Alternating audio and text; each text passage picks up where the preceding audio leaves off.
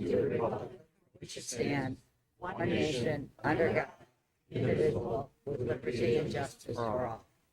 Thank you.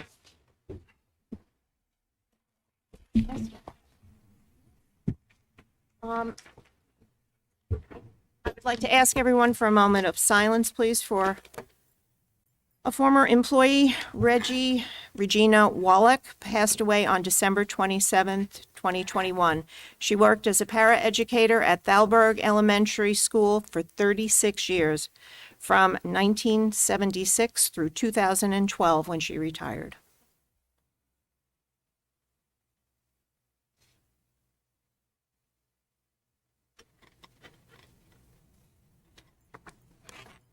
Thank you. And now we have something else under item number 4. It's a board recognition. Mr. Oshana, would you care to join me? Sure. Thank you.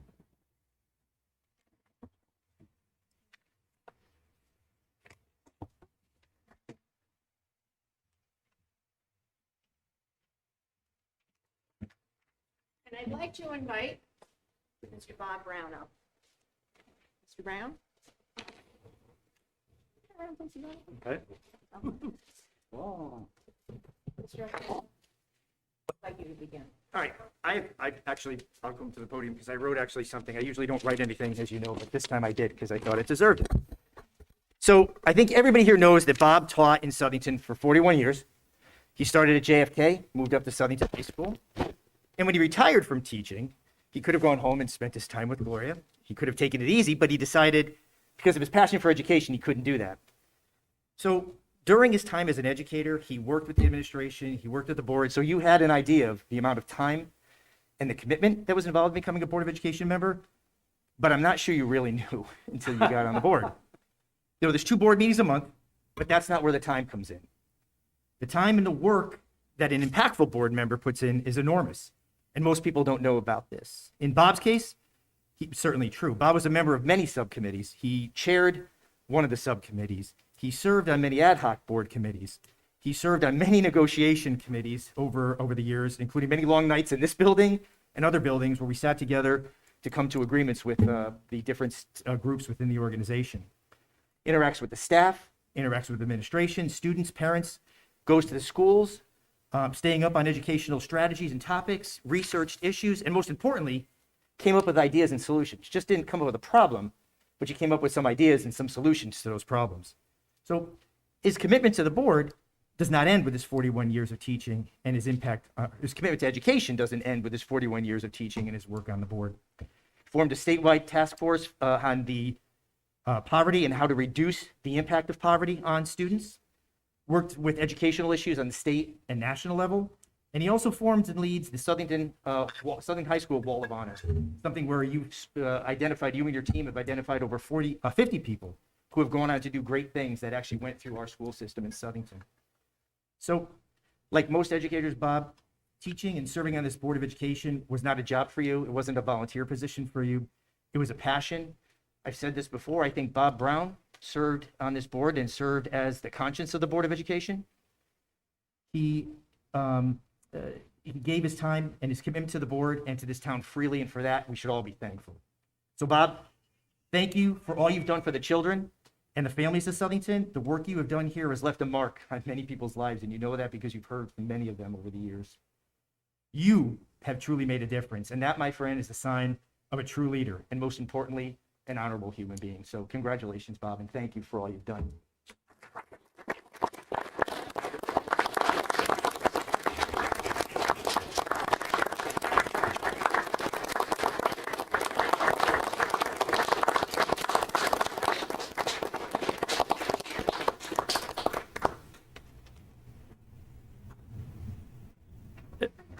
Is this going to be timed? I actually wrote something. I planned to come to the board. I didn't know I was going to be honored. And then Zaya calls me and I'd written something and I kept cutting and cutting to get it to 3 minutes. I got it to 3 minutes and 5 seconds. And then I figured I would say it now and no one would time me as much. So this is about 3 minutes and 5 seconds because I don't want to take your time. First of all, Zaya, I can't, and this is not in my statement, I can't thank you enough for what you just said to me. Education has been my passion. I'm still doing a lot of things that I love and care about, and I'm going to even talk about that here. I have been doing research, etc. I'm very fortunate that I am on a committee. It's called Cactopus. It's the State Standards Board for Teachers. I was appointed, I think it was 3 years ago, as a Board of Ed member, which is interesting because I'm not a Board of Ed member anymore, but they said I could stay on until my term was up. So we did just have a meeting, and I'd like to run through some of the things they said in that meeting. So this is not really about me, because it's always about kids and our staff. Okay, so I don't have to tell you where I live. Say I don't have to tell you how long I taught. First thing is about students. I hear a lot of things about how far behind our students are and how they have to catch up. And it bothers me, because I think our job is, and I still look at it as our job, is to figure out where they are right now and to move them forward from that spot. They're struggling. Staff is struggling. Parents are struggling. Everyone is struggling right now. But to go and compare a student's standardized test score to where they were 3 years ago is the height of silliness, I think. So, and I hope parents understand that too, that the job is to figure out where they're at. And the most important thing right now is the social, emotional, and mental health of our students. I just saw a story yesterday about, and I don't remember the percentage number, it was something like 40% increase in suicides and substance abuse, serious cases among students. And I hope I can get through that without crying. That just breaks my heart, because our students are our treasure in this country, and public education is the way we help those people to become contributing members of society. So now is the time to listen to students and to figure out where they're at and to move them forward, and especially pay attention to their mental, social, emotional health. Our staff, I wrote a whole bunch of things here and I crossed them out to make it shorter, but I know we hear about healthcare workers and how they're struggling. My heart goes out to them, and first responders and lots of other people. But I think the public needs to know how much our staff is struggling right now. We are on the precipice of a national crisis. People are leaving education in droves. Part of the problem is, and I have some solutions for that, which we discussed in our Cactopus meeting, but we need to address that, because we're not going to be able to find people to fill some of these spots. And so let me go through some of the suggestions quick, and I'm not reading my statement also. This is a little bit random, but while better pay is always valuable and is important now more than ever, low pay is not the only reason people leave this profession. Being respected and valued carry equal weight. Instead of blaming and harassing educators, especially over factors they have no choice in, we should try to support them, validate them, listen to them, and find ways to relieve some of their daily stress. Reducing the number of new initiatives helps. Finding ways to give them more time for preparation for their own mental health and for individualizing instruction helps. Thanking them and supporting them with positive messages helps. Coming up with positive suggestions instead of just pointing fingers and complaining helps. Valuing their suggestions is so important. Now we need a new model of decision making, more than ever, one that listens and collaborates. This is not my written statement, but I know that I know the superintendent very well, and I know the president of the teachers union very well. I know that they are both on the same page on a lot of things. I just mentioned to him, I hope it's okay to say this, that they've been meeting and they are heading in the same direction together. It's really important to collaborate. This is not a time for adversarial relationships between unions and teachers and administrators and the public. It's a time to listen to each other and to validate each other. We have incredible education staff in this town. My original statement, I was going to go through all of them, the paras, the nurses, but that'll take too long. These people have worked way beyond anything that could be expected of them. They have cared and nurtured for our students. I want to make special mention, though, of a group that gets a lot of criticism and very little thanks.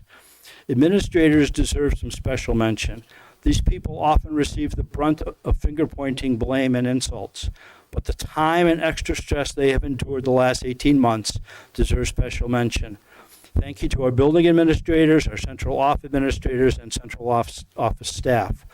I hear stories about principals, superintendent, and the assistant superintendent working on Sundays, working Saturday nights. I drove by DePaulo and saw the principal's car there. I drove by Hatton School and the principal was there on a Sunday night working. They've got families. They've got their own lives to live. We need to find ways to help them and support them, to find time for them, to find ways to relieve some of the work they have to do. We also need to thank them. I know money helps and other things help and time helps, but sometimes just saying thank you to somebody instead of blaming them for something, just thanking them for what they do. So I want to personally right now thank those group of people. I see a couple administrators here that I know, and I can't imagine what your lives are like right now. Bless you and thank you. And we need you and we need to support you. So in closing, I would also ask members of the public to help support our educators, thank them, understand them, listen to them, and find ways to help them. I think we also need to collaborate with the public too, to listen to them.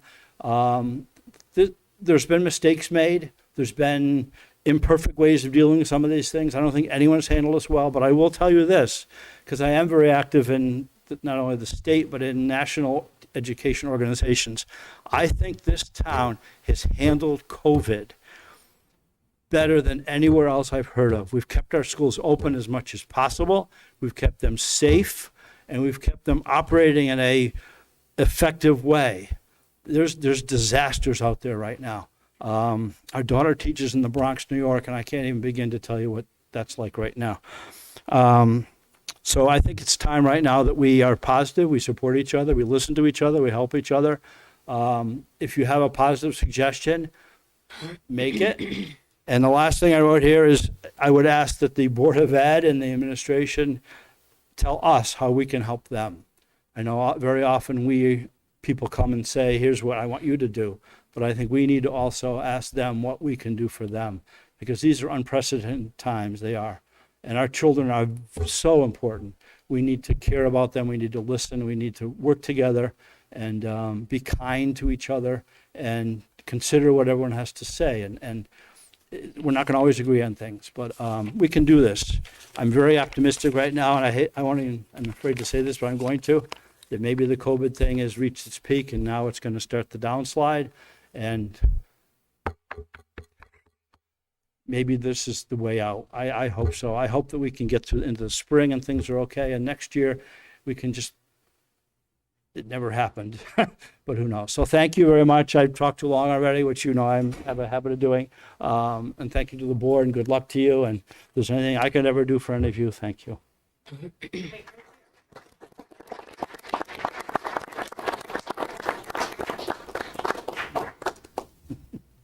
You and I served together. We didn't always agree. A lot of times we did. agreed. A lot of times we agreed. There's sometimes. But there's one thing I know about you, Bob, that always shone through. Your heart and your soul has always been about the kids. It has always been about education and about what's right for kids. Everything you touched was because of your love for children, for schools, for the town of Southington. And I thank you for the hours that I know that you spent pursuing With you excellence. and Zaya. With a few of us, yes, pursuing that. So, in light of that, sir, I'd like to present the Certificate of Excellence, having duly qualified under standards prescribed by the Southington Public Schools. You are hereby awarded the Certificate of Excellence for your unyielding service and dedication to students and the entire community as a devoted member to the Board of Education from 2015 to 2021. Thank you, Mr. Brown. Oh, thank you.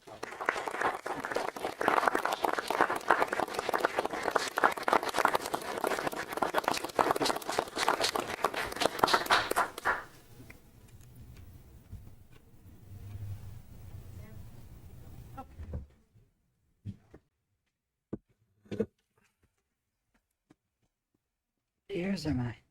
Okay. All right. I'm looking for a motion I'd like to make a motion to add item 10K, add the expulsion of student number 2021-2022-6 to the agenda. Do I have a second? All in favor? Aye. Thank you very much. Okay, now I need a motion for an approval for the minutes. Move to approve the regular Board of Education minutes for December 9th, 2021 as submitted. Second. Any questions? All in favor? Aye. I'm going to abstain. Okay. Get myself organized here. I'm on the wrong side.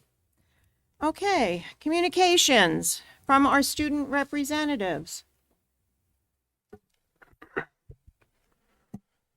Good evening, Board.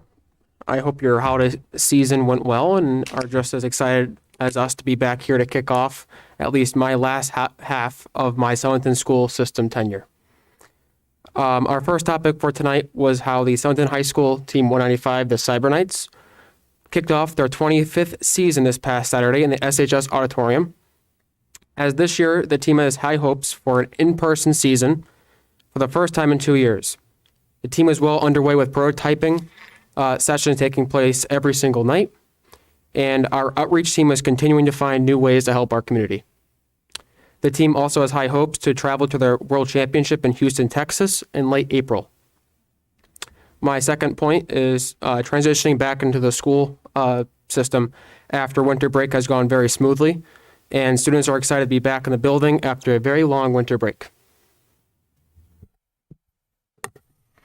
Hello, Board. I just have a few more updates before we go into the sports report. There will be a virtual course fair this year that will be posted to the Southington High School YouTube channel by January 28th. Students in 8th through 12th grade will have the opportunity to learn about the courses and electives offered at the high school to help set them up for a successful high school career. Also, the end of quarter 2 and semester 1 at the high school is quickly approaching on January 26th. And now moving into our sports report. The girls basketball team is currently undefeated with 7 consecutive wins heading into tonight's home game for CCC rival Glastonbury. The 6:45 p.m. contest is being live streamed on the SHS YouTube channel by the SHS Broadcasting Club, as are the majority of home sporting events this winter. The boys basketball team, winners of 3 straight games, travels to Glastonbury tonight. The wrestling team won its home opener versus Hall on January 5th with a pin in the final match for a thrilling finish, and won its last dual matchup at Newington last night. The team hosted the Southington duels successfully this past Saturday, winning 3 of their 4 dual team matchups. Continuing on, the boys swimming and diving team opened its season with a win last night versus East Catholic, competing in 2 separate sites at home at the YMCA for swimming and on the road at East Catholic's pool for diving. The girls and boys indoor track teams resume competition meets this Friday afternoon at the Bethel High School Invitational. Finally, middle school basketball teams at Kennedy and Apollo opened their basketball seasons last week. Thank you again. Thank you, students. Any questions for the students? No? Okay. Moving right along. We will take public comment. Anyone from the public wish to speak? It is still, just so you know, it's still 3 minutes. And you're going to time? Okay, thank you.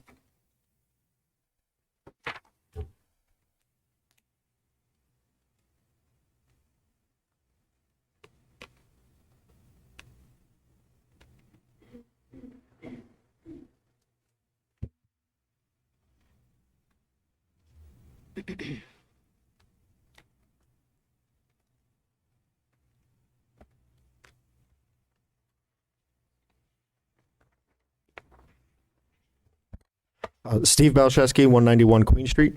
So I want to start by properly thanking Mr. Medancy, Mr. Pepe, and the administration for starting the process of getting the curriculum uploaded online. I understand they're building a website specifically for that purpose, and that's excellent. That'll help, I think, a lot restore confidence and transparency. So thank you for doing that.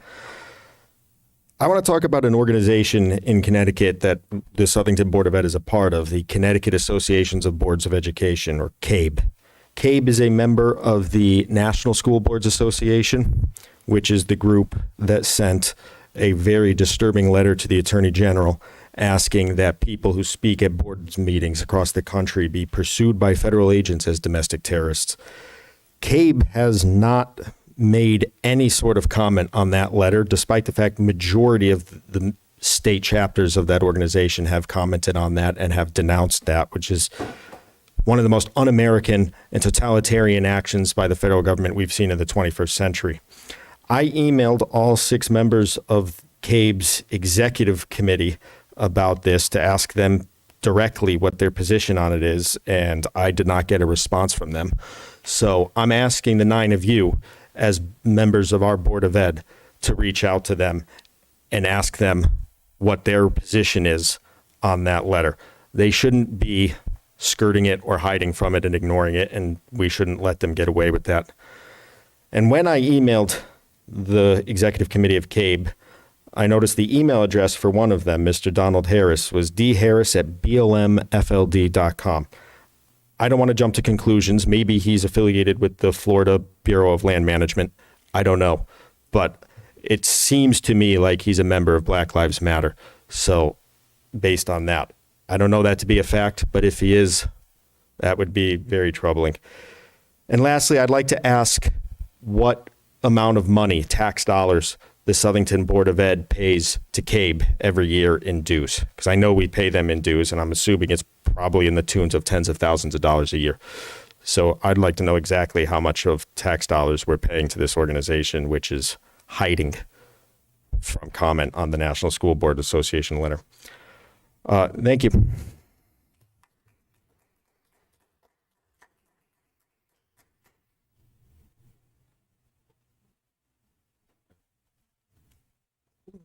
Bloomfield.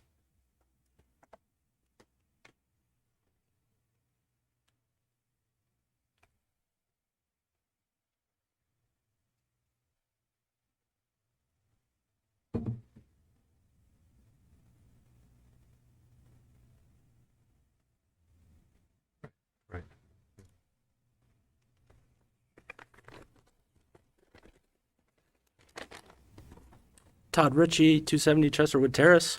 A recent survey of 1,000 Connecticut state educators shows that 97% of teachers say improved ventilation is the top concern, while only 27% say it's been implemented in their schools. Nearly 47% of Connecticut educators said their school's ventilation system does not provide enough protection from COVID-19 for them to feel safe. Unfortunately, Southington is not part of the 27% providing necessary ventilation improvements. These survey results are from the beginning of the 2021 school year and reported by numerous Connecticut newsprint and TV stations. Once again, the following is from the Southington Administrators Association's website, and I quote, "The U.S. EPA details how improved air quality improves academic performance as follows. Studies demonstrate that a connection between improvements in indoor air quality, either from increased outdoor air ventilation rates or from the removal of pollution sources, and improved performance of children and adults. There is currently a major increase in COVID-19 infections in the country, our state, and within the Southington community, including school-aged children.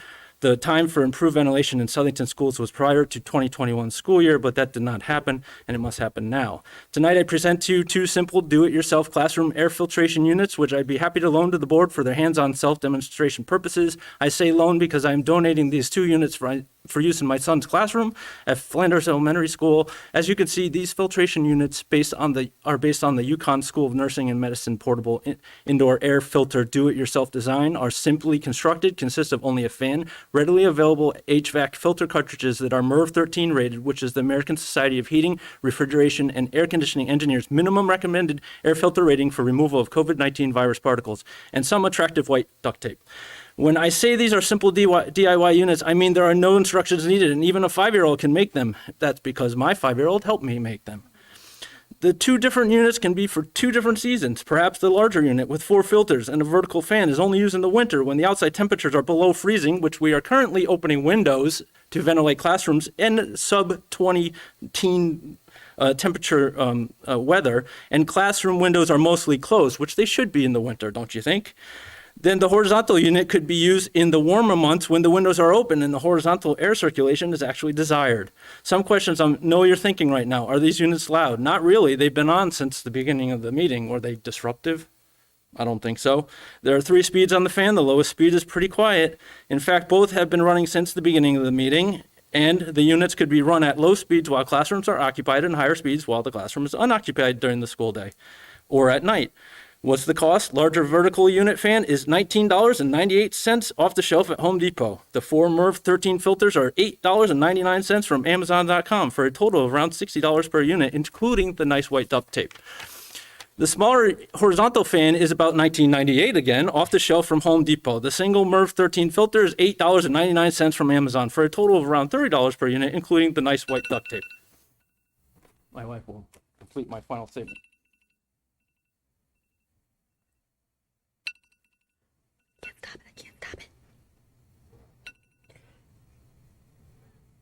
Kristen Ritchie from Chesterwood Terrace, just going to finish up for Todd. For less than $100 per classroom, you can acquire more filtration capacity and higher filtration removal efficiency, including COVID-19 carrying particles, than what is generally provided for an entire modern home. Ultimately, when COVID-19 no longer exists and indoor air quality in our school classrooms is achieved through necessary long-term upgrades, the box fans themselves can still be used as standalone circulation fans or donated to charity. So again, these units are here. We'd like to use them at Flanders if we can in our son's classroom. Now for my comments. I'm here again to respectfully request the following 3 actions be taken. First, the proper due diligence related to ventilation is pursued and improvements implemented where applicable. The vice chair has said on record here multiple times that he sees value in this assessment and even said he would spearhead it. We have sent relevant guidance and requirements and provided the technical status of the ventilation equipment at our son's school and have not received a response regardless of our follow-ups. So I'm here tonight to request a response again.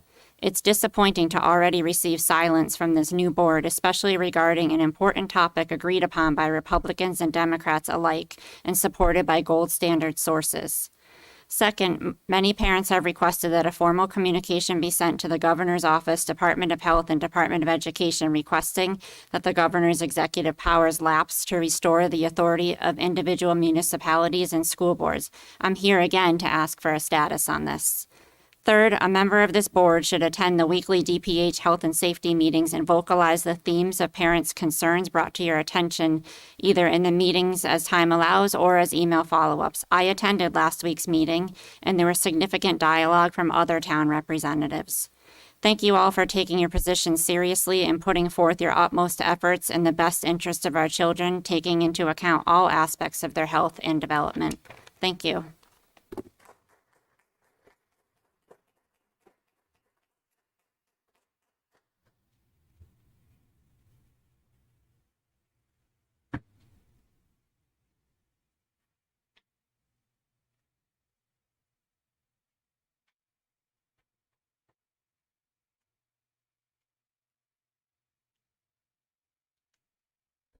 Hi, Susan Zabahansky, Working Street, Plantsville. I just like to say Happy New Year to everyone, and I know you guys are busy working on the budget, but there is a greater concern for us parents. We've been speaking on it since August, and that is the continuation of the governor's executive orders, which have caused a huge stress on our school systems, whether it be a decrease in education, which unfortunately, I disagree with Mr. Brown on. I think it is something we need to consider. And the mental health of our children, I do agree on him, is a problem, but I don't think it's a problem that the school system needs to deal with directly. I think that's a parental issue. And so health in general is a parental issue.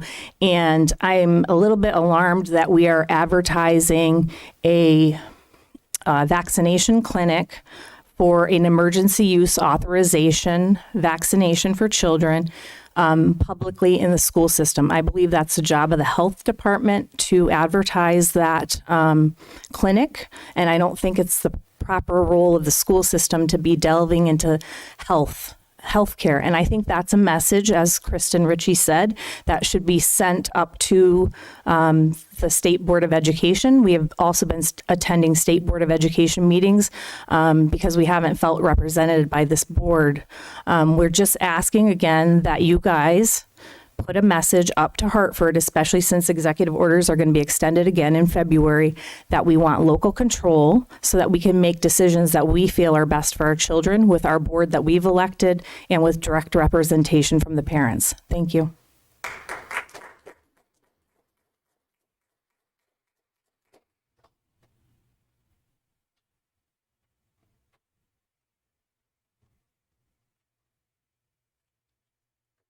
Good evening. Pat Tevelazzi, 99 Westbrook Road, Blanchfield, Connecticut. I didn't coordinate well because if I had, Sue just said my entire speech. However, I want to reiterate on a couple of things. It is important that we always look back 3, 4, 5 years at stats. It helps us move forward, helps us see where deficits are, helps us know how to plan for the future. So I don't consider it a silly notion to look back at what our records are, because we need to always move forward. If you don't have that information, you can't go forward. You're stuck in that, and you regress, and you lower the bar, and the bar never gets up high again. Secondly, I would like to also address, none of us want to remember these last 2 years. It has been hard on every single person I know, including people losing jobs. However, we must never, ever forget these last 2 years, because this is how we make improvements. This is how we move forward. I wasn't here in the December meeting, so I want to welcome everybody. Congratulations. Thank you for welcome the new board. Thank you for all the effort and time you put in. I can come off as real hard, but I'm going to fight for these children. They're my children, they're my grandchildren, and I know everybody has the same thing in their mind. But we need to move forward. We can't sit in the quagmire we're sitting in, and we can't keep saying, let's all forget about it. That's not how that goes. I'm a little upset when I saw the letter come out that had the Mr. Medancey's name on it for a vaccine clinic. Being a health professional myself, you should never mix education with that. Bring it out into the community, let your public health departments handle it. If you start to do that, you start to tie in medical procedures with the school. And don't make no mind of it. A mask is a medical device. Make no mind about that. Also, if test kits are being given to the state to give out to children or to give out to the schools, I have a problem with that. If you want to distribute them through your public health department, like you guys did a wonderful job, I think you met a couple times with the police department, that's perfect. Don't tie it into our school children. It should not be in our school system. The test kits can go home privately, not sent home through children. So I want you to please keep that in mind and really think about that, because it sets a precedence. You start to mingle health with education, and they are two separate things. They do come together and intersect at certain times, but they are not one rely upon the other. So I ask you to please keep that in your mind as this all starts to come down. I've had some wonderful conversations with people. I've enjoyed getting to know a few people. There's some I still haven't known yet, but thank you. Welcome aboard, and I look forward to a good year with you guys. Thank you.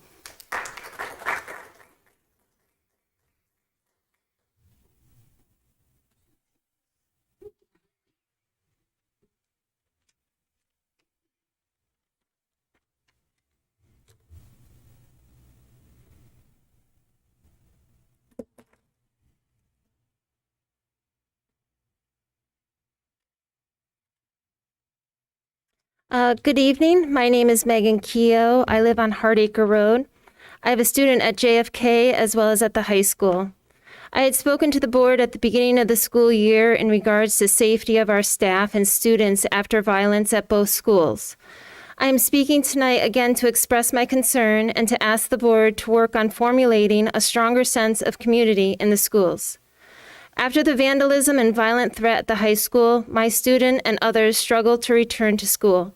It is hard for me to imagine that within a community of 2,000 plus students and faculty, no one spoke up. No one saw anything or said anything. Not one leader emerged. Not one student or staff provided any safety or security for the others. I believe that stems from a lack of community, which is your job as the board members and our jobs as residents. We must have students who honor leadership over sports and SATs. I believe the school community should have staff that is trained in detail about language and actions that uphold the district's core values, and we must encourage parents to stay informed and be given answers. And in order for students to report their peers, they need to trust that the adults in the school will handle the situation well. A positive culture and climate, both of which provide time and space for teachers to connect with their students one-on-one and establish meaningful relationships, are critical. I ask you, board members, what are your core values for the district? What is your mission statement? At this time, as a parent, I don't think you have one. I don't feel it when I walk through the doors, I don't see it on any search engines, and I don't hear it out of anyone's mouths. Your mission statement can have the power to explain to students and staff what the schools can look like and feel like when they are upheld. Please humble yourselves and take the time to analyze your strengths, weaknesses, opportunities, and threats in order to create a stronger and safer environment for learning. I believe the first steps of your upcoming budget meeting should be to build a crisis response team. Research the reporting system PS3 Campus that is used by many schools, including Sandy Hook, and to consider the use of metal detection upon entrances. Thank you for your time.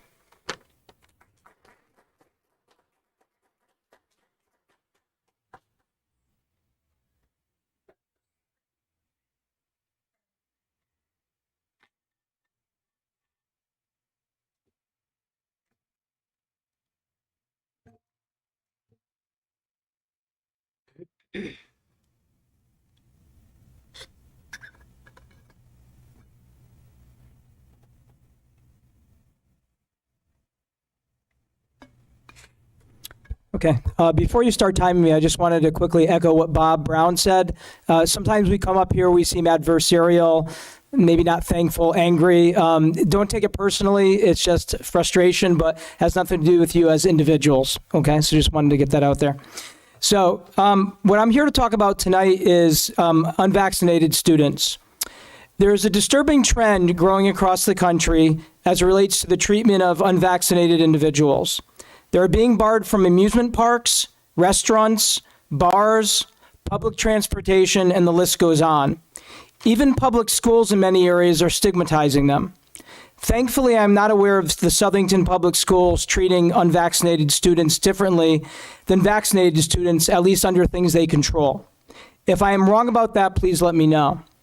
I'm not anti or pro-vaccine. I don't have an issue with school immunization requirements like those for preventing polio, hepatitis, due to the seriousness of these diseases and the proven track records of the immunization treatments.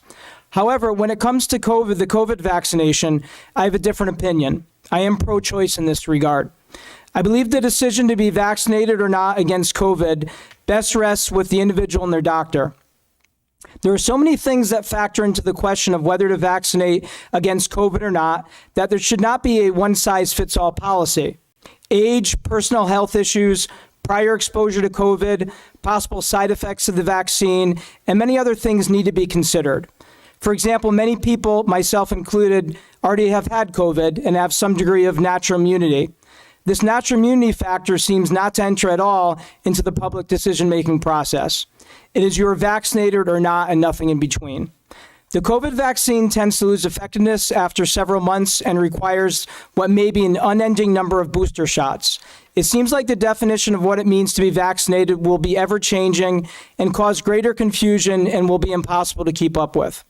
In addition, vaccinated individuals can spread COVID to the same extent that unvaccinated individuals can. So we should dispense with continuing as a society to distinguish between vaccinated and unvaccinated individuals. There seems to be no benefit to preventing the spread of COVID by distinguishing between the two when it comes to making public health decisions. This same logic should apply to decisions made in the Southington Public Schools. I ask the Southington Public Schools to not treat students differently based upon whether they have had the COVID vaccination or not. Treating unvaccinated students differently will put a stigma on them and is a form of discrimination. Differential treatment is not in the best interest of any students and goes against the mission of the Southington Public Schools. If I learn this is happening, I will continue to fight against it. Thank you.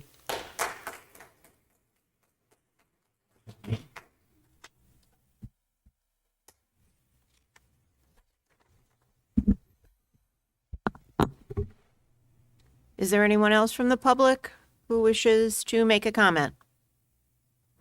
No? Okay. Thank you. Board members. Is there anyone who would, passing something down. Is there anyone who would like to make a comment? Anyone? No? Anyone? Yeah. if I Okay. may. Okay.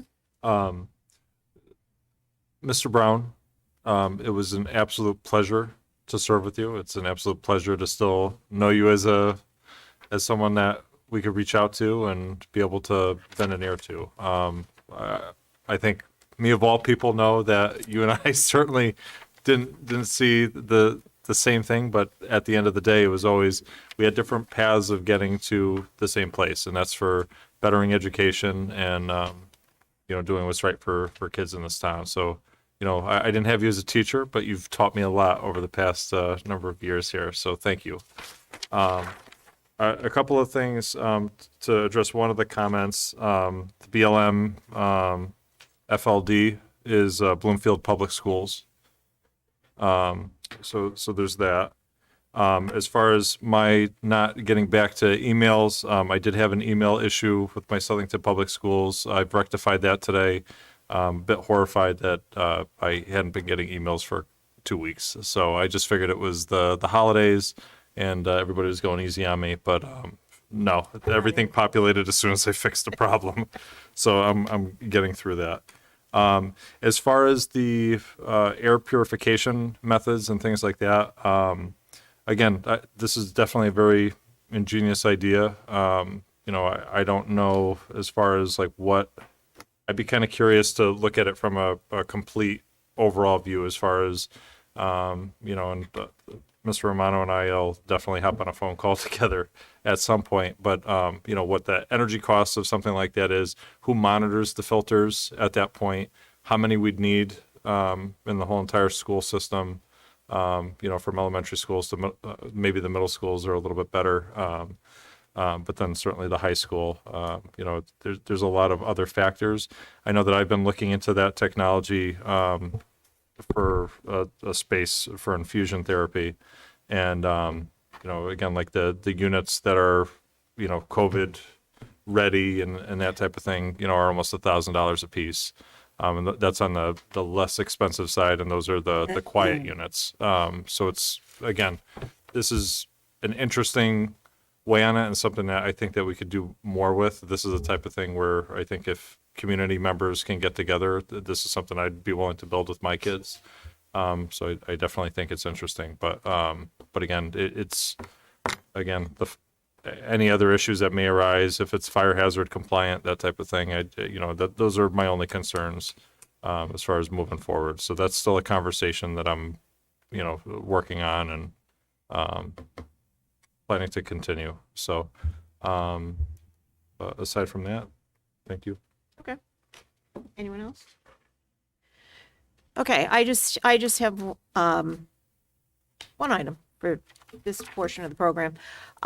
Several years ago, board members were invited to adopt a school in the district. This program was instituted so the parents would have easier access to ask questions or make comments to board members without them having to come to Board of Ed meetings, which for a lot of families isn't always convenient. The board members would go to PTO meetings and other school functions for their adopted school, which allowed parents to share their thoughts with us in a casual way, not having to get up at a podium, which for some people is a little intimidating.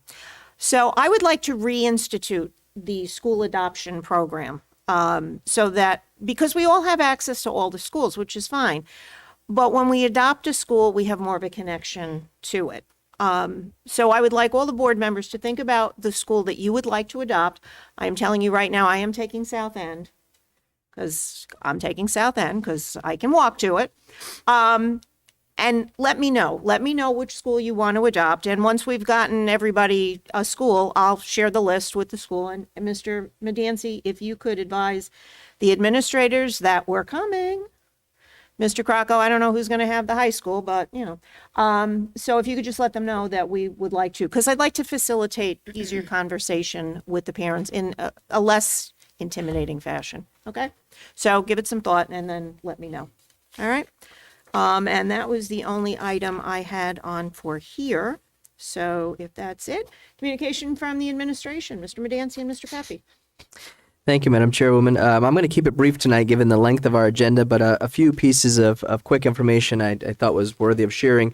Number one, the high school. We received news from UConn that we were selected, well, not selected, essentially it was a rank that was earned as a top 10 high school in the state for the amount of students and courses enrolled in UConn ECE programs. So as we know, similar to AP, UConn ECE is an opportunity for students to earn college credit at the high school level. And given that there are 169 districts in the state of Connecticut, not 169 high schools, many towns have more than one high school. I think top 10 in the state is a nice honor in that regard, and it's nice to see that our kids are taking advantage of those course opportunities.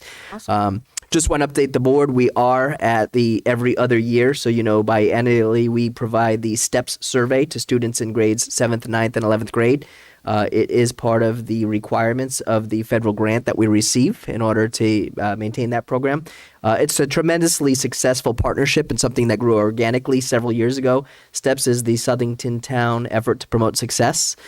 We use the 40 assets, and we adopt assets monthly. They're asset building champions in every classroom. And along the lines of good news relative to STEPS, the federal government just informed the organization that they are going to be receiving an additional $125,000 a year for the next 4 years to continue with that initiative. So it's a wonderful testament to the work they're doing, and congratulations to them.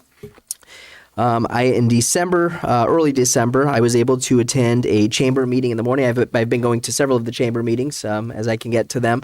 I think it's an opportunity for us to partner with agencies, businesses, and organizations in the community, and potentially my goal is to build and establish pathways for our students to be able to do externships and have authentic learning experiences.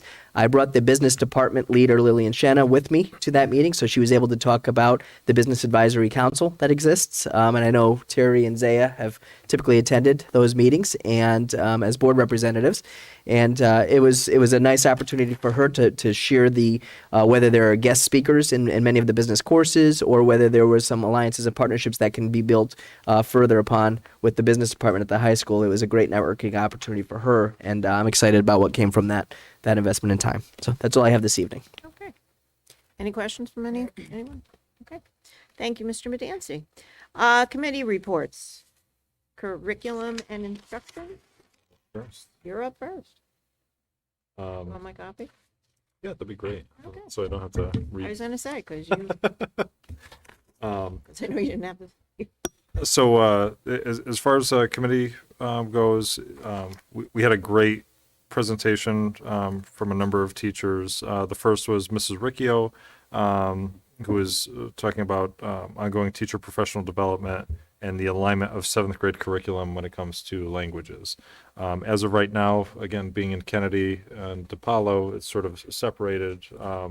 What she's trying to work on is essentially getting a more collaborative effort to make sure that when kids are going through the middle schools that they're arriving at the high school at essentially the same level, which I think is absolutely awesome. We've been doing that, but it's been fractured, and she's trying to create a little bit more of a specific way of doing that. And then there's another new course titled Classical Mythology, which definitely sounds very interesting. It would be a humanities credit while exploring mythology of ancient Greek and the Roman world, which is definitely interesting. It was a course that I myself would definitely have taken. We had another presentation from Mrs. Migliaro about the proposal of English 4, British Literature and Grammar Composition, to which we'd be changing a little bit in regards to some of the expected reading material for it, but I don't have it in front of me. But certainly, a lot of the books were. Oh, Mrs. Carmody, would you? When you're done, I have a question. Oh, okay, yeah, that's no problem. It's the thought process is to provide a more engaging experience for the students as far as other books and things that are more relatable to present day. Although they're still going to be pulling from some of the classics, if you will. Mrs. Carmody had. I have two questions. Do you want me to wait to the end of your report? Or do you want me to ask you them now? That doesn't matter. Doesn't matter to me. The mythology course would be offered to what grade? That middle school also? No, that was I believe that was high school. You believe it was high school? Yeah. And as far as doing away with British literature, I have a very adamant feeling about that. And I brought this up. I think that you guys, I wasn't at the meeting, but I'm sure you heard what I had to say about this. Because the basis of our English literature certainly comes from British literature. Right. They were our mother country. I want and kids, I know students do not like the course. I know all that. I was there for many years. However, I believe it is very, very important for them to be exposed to Shakespeare, Chaucer, all of the British writers, okay, who influenced the American writers. Now, the explanation is given from the English department of how they wanted to make it be correlated with what's done in the rest of the English courses was very well written. However, I don't want to see, I don't like to see us going away from the British classic literature that I think is very important for kids to know who Shakespeare was and much of the British writing that was done. It was only until America became an independent nation in the 1700s that we went to English literature, American literature. So I have a problem with doing away with British literature. Right now it is a requirement. I'm not thrilled about that change. Now we're just, Joe, are we doing just a first reading on that tonight or just? Yeah, I believe so. This was a Everything's first just a first reading presentation. on that, Yeah. right? Yep. So we could definitely continue the When conversation. they discussed it at the meeting, because I was not there, Yeah. what was the rationale?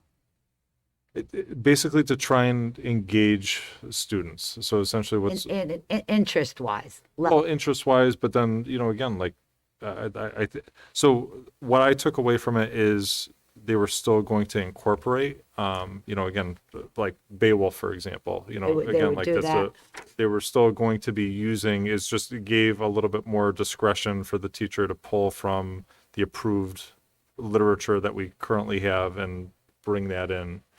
So essentially it wouldn't be strictly Britlit, it would be a little bit more of a hybrid, and I'm sure Mr. Pepe could speak more to that. So Mrs. Migliaro did a tremendous presentation and offered I'm sure she did. and offered the rationale that it is to broaden what we have now, but to also better align with the Common Core state standards and the 4 Cs. Yeah, no, I read all of that in the explanation, but I think it's a shame to take British literature out of our curriculum. I really, really do. I think, as far as I know, and this could have changed, when kids go on to their freshman year of college, unless the colleges are changing too, and you can certainly correct me if I'm wrong, that they do take a Western kind of literature course that incorporates a lot of British literature. I think, yes, I know times have changed, and I know that you probably think that I'm behind the times. However, I do believe that students still need to be taught the classics and need to be exposed to them. I want them to know who Shakespeare was. I want them to be able to read a Shakespeare play and understand it and look at the British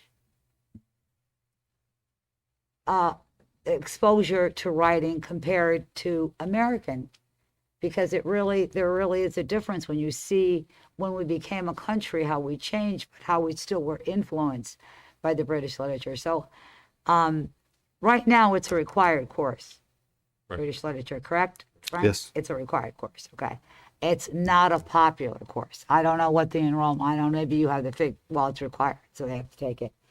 I don't think we should be taking away from students traditional and classical courses. I think they are very, very important. They need to have that core knowledge in their life, and that bothers me.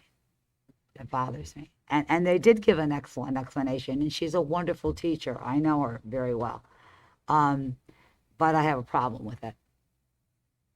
So if I can, the only thing I would add is it's not an elimination of British literature.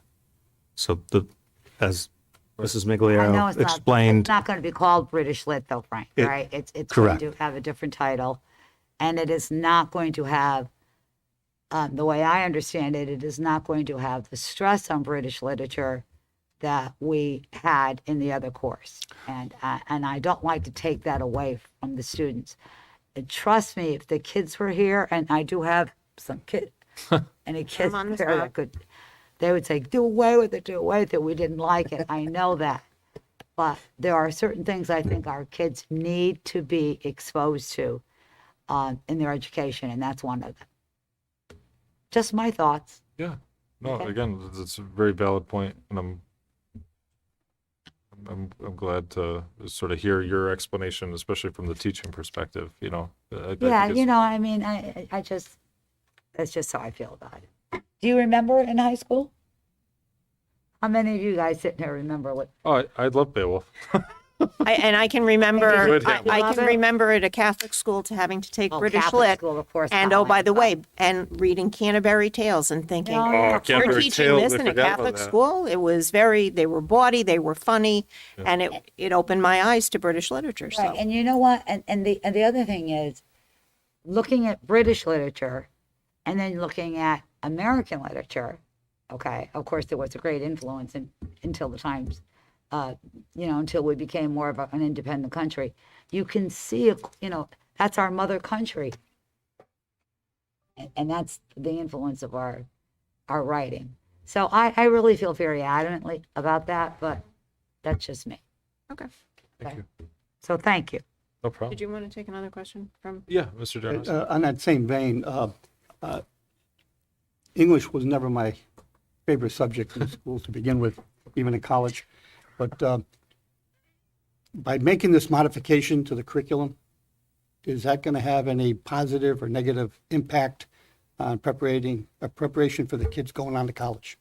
So in the presentation, that was, again, like not even going to be an issue. Again, like there was still going to be discussion about certain works. And again, like Frank, my memory's Yeah, shoddy. again, it wasn't a total elimination of British literature. There was still going to be exposure to British literature, but an expansion in other texts as well.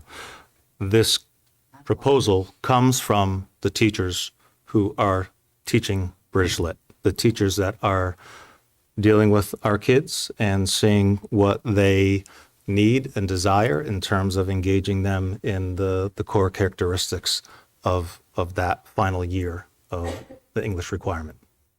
And I guess the one thing that I sort of thought about after the presentation was, again, it's, if you have to do it because you have to do it, that's one thing. But, if you could actually be engaged, and again, allowing that teacher the flexibility to sort of shift gears based on the engagement of her class. Again, if you have a class that's completely enthralled with British literature, then you could continue on and sort of modify, the works that you're reading and everything else based on the engagement of the class. So I more look at it as an opportunity for the teacher to, I guess, be given a little bit of latitude to be able to sort of gauge the engagement that they're receiving.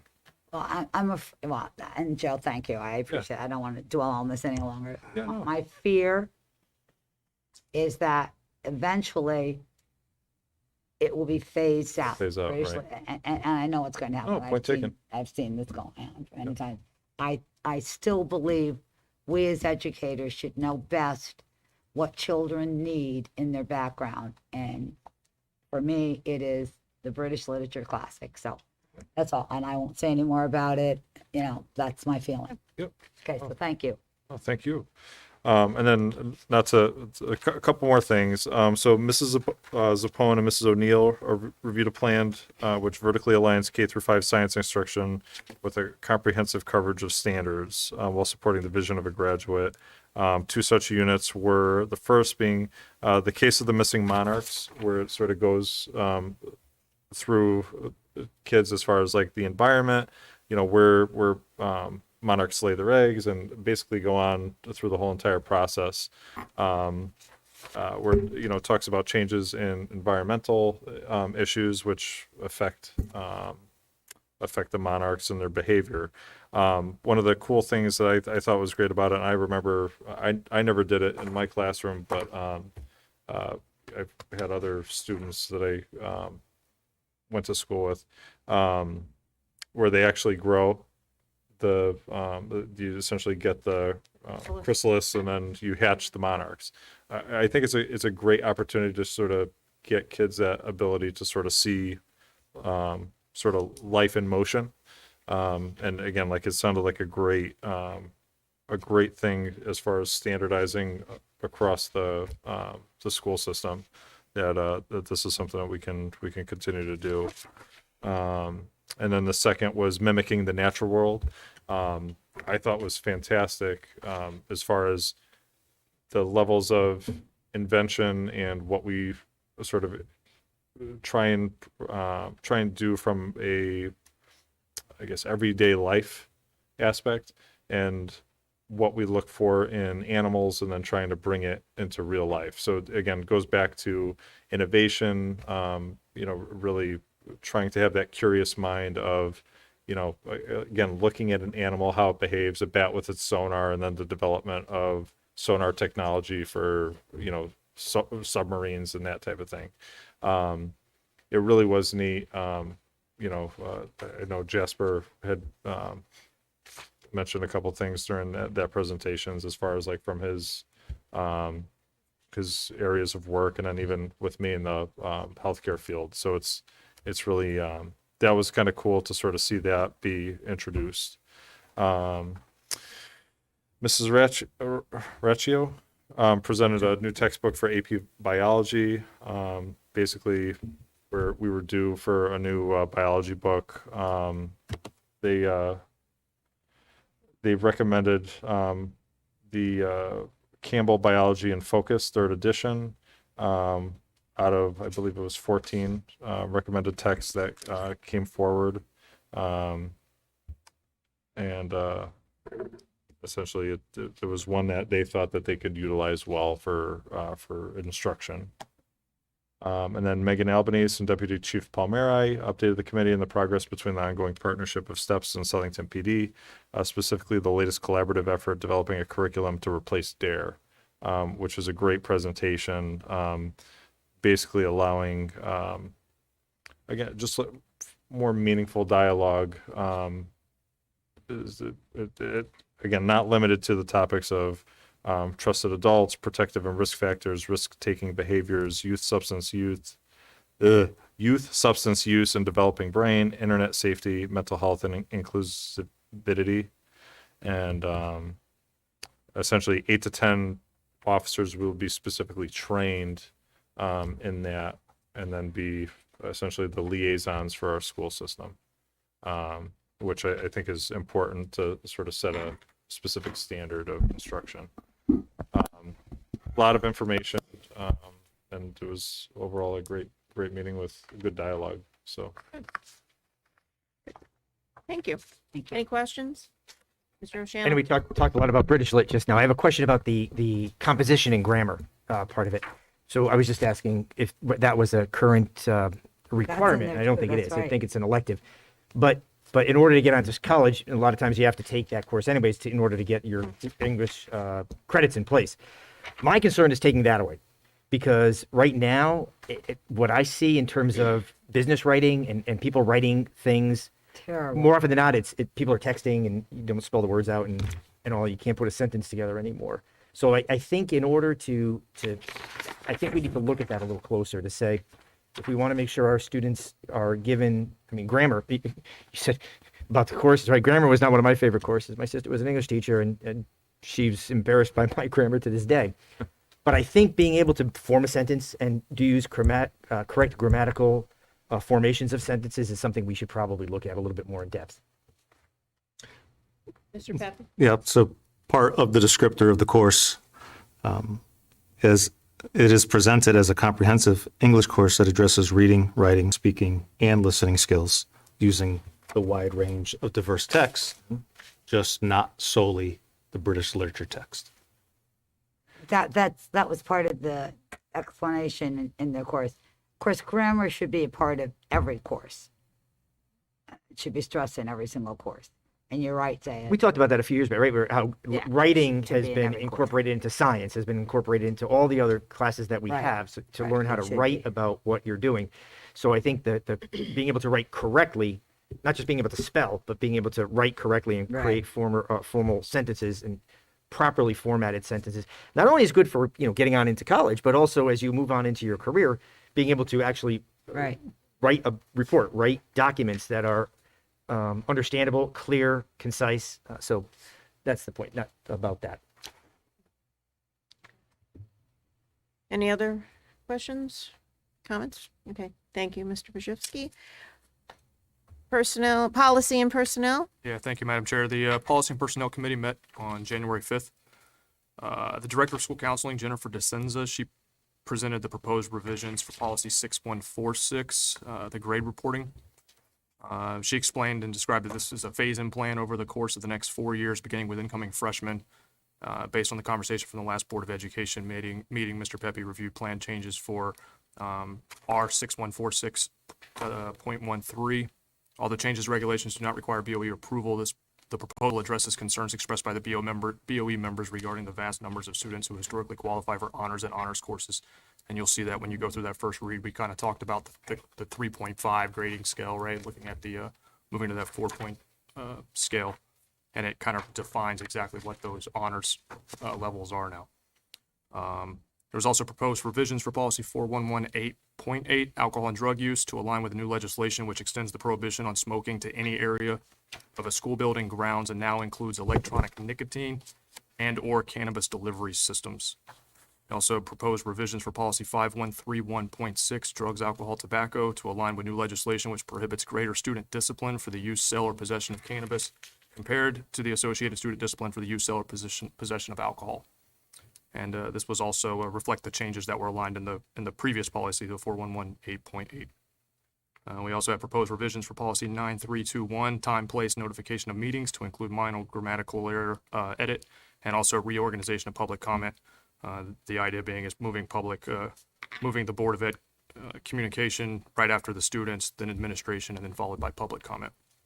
And then policy 4215, evaluation and supervision of classified personnel, did not contain a proposed provision, but rather served as an informational item per the associated regulations. This was related to the influx of technology, that it's brought the need for an appropriate evaluation system for technology analysis and technology assistance. The new regulations meet this need and contain a cyclical feedback loop and self-evaluation. We talked about the importance of self-evaluation and the benefits of employing a 5-point versus a 4-point scale. And all members were in favor of bringing the aforementioned policies forward for a first read tonight. Any questions?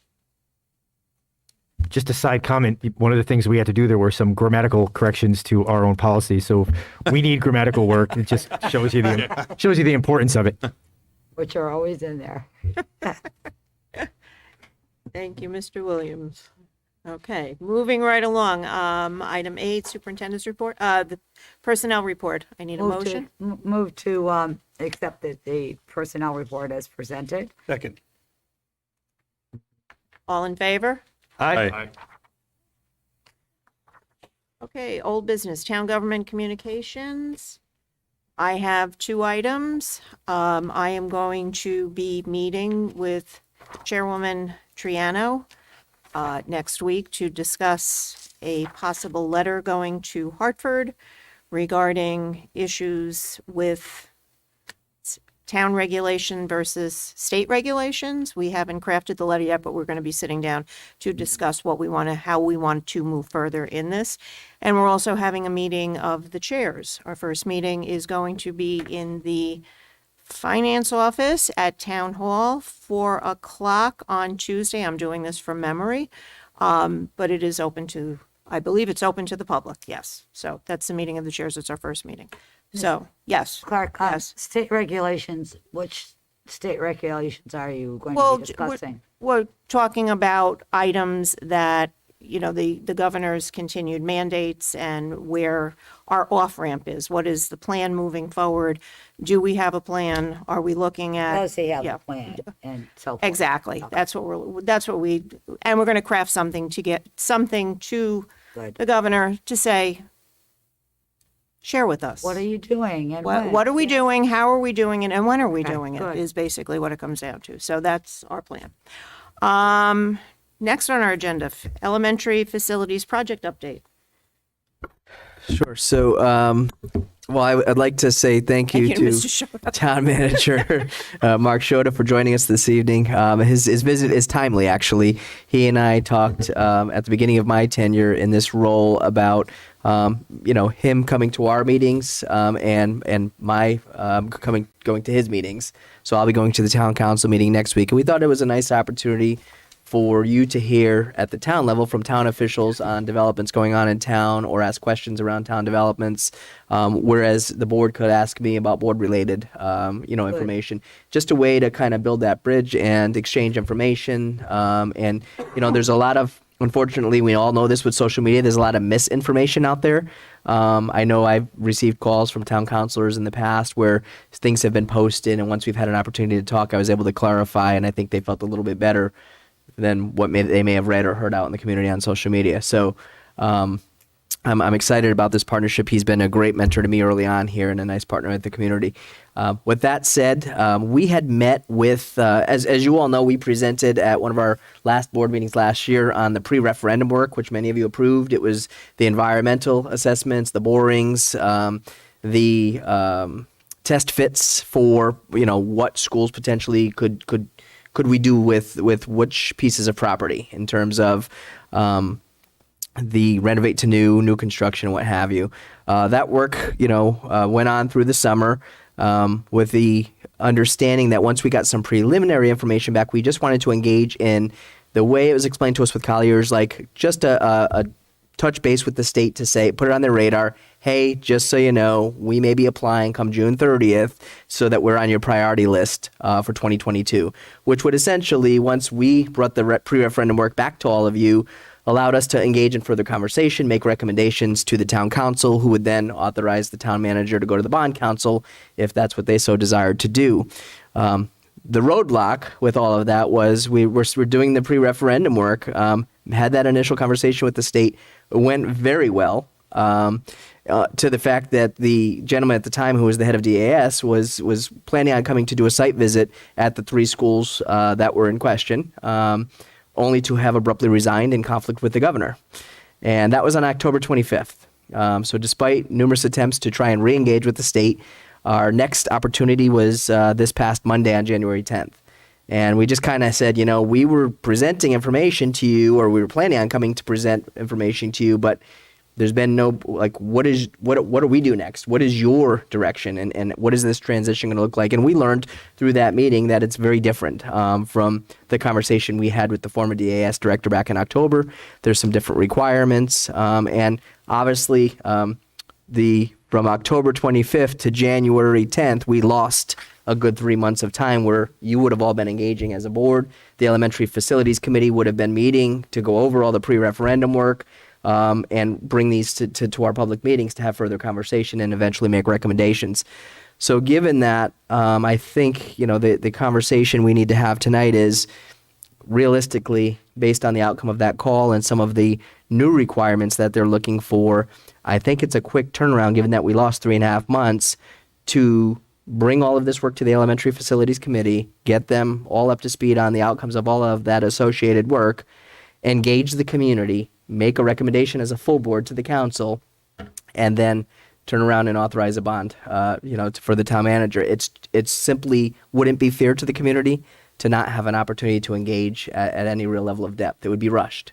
So in talking with the town manager, we kind of, talked about options. I don't know if you want to come up and we can tag team this one in terms of what some options may be. Mr. Romano is here as well because he was part of that conversation relative to the facilities. Thank you, Steve.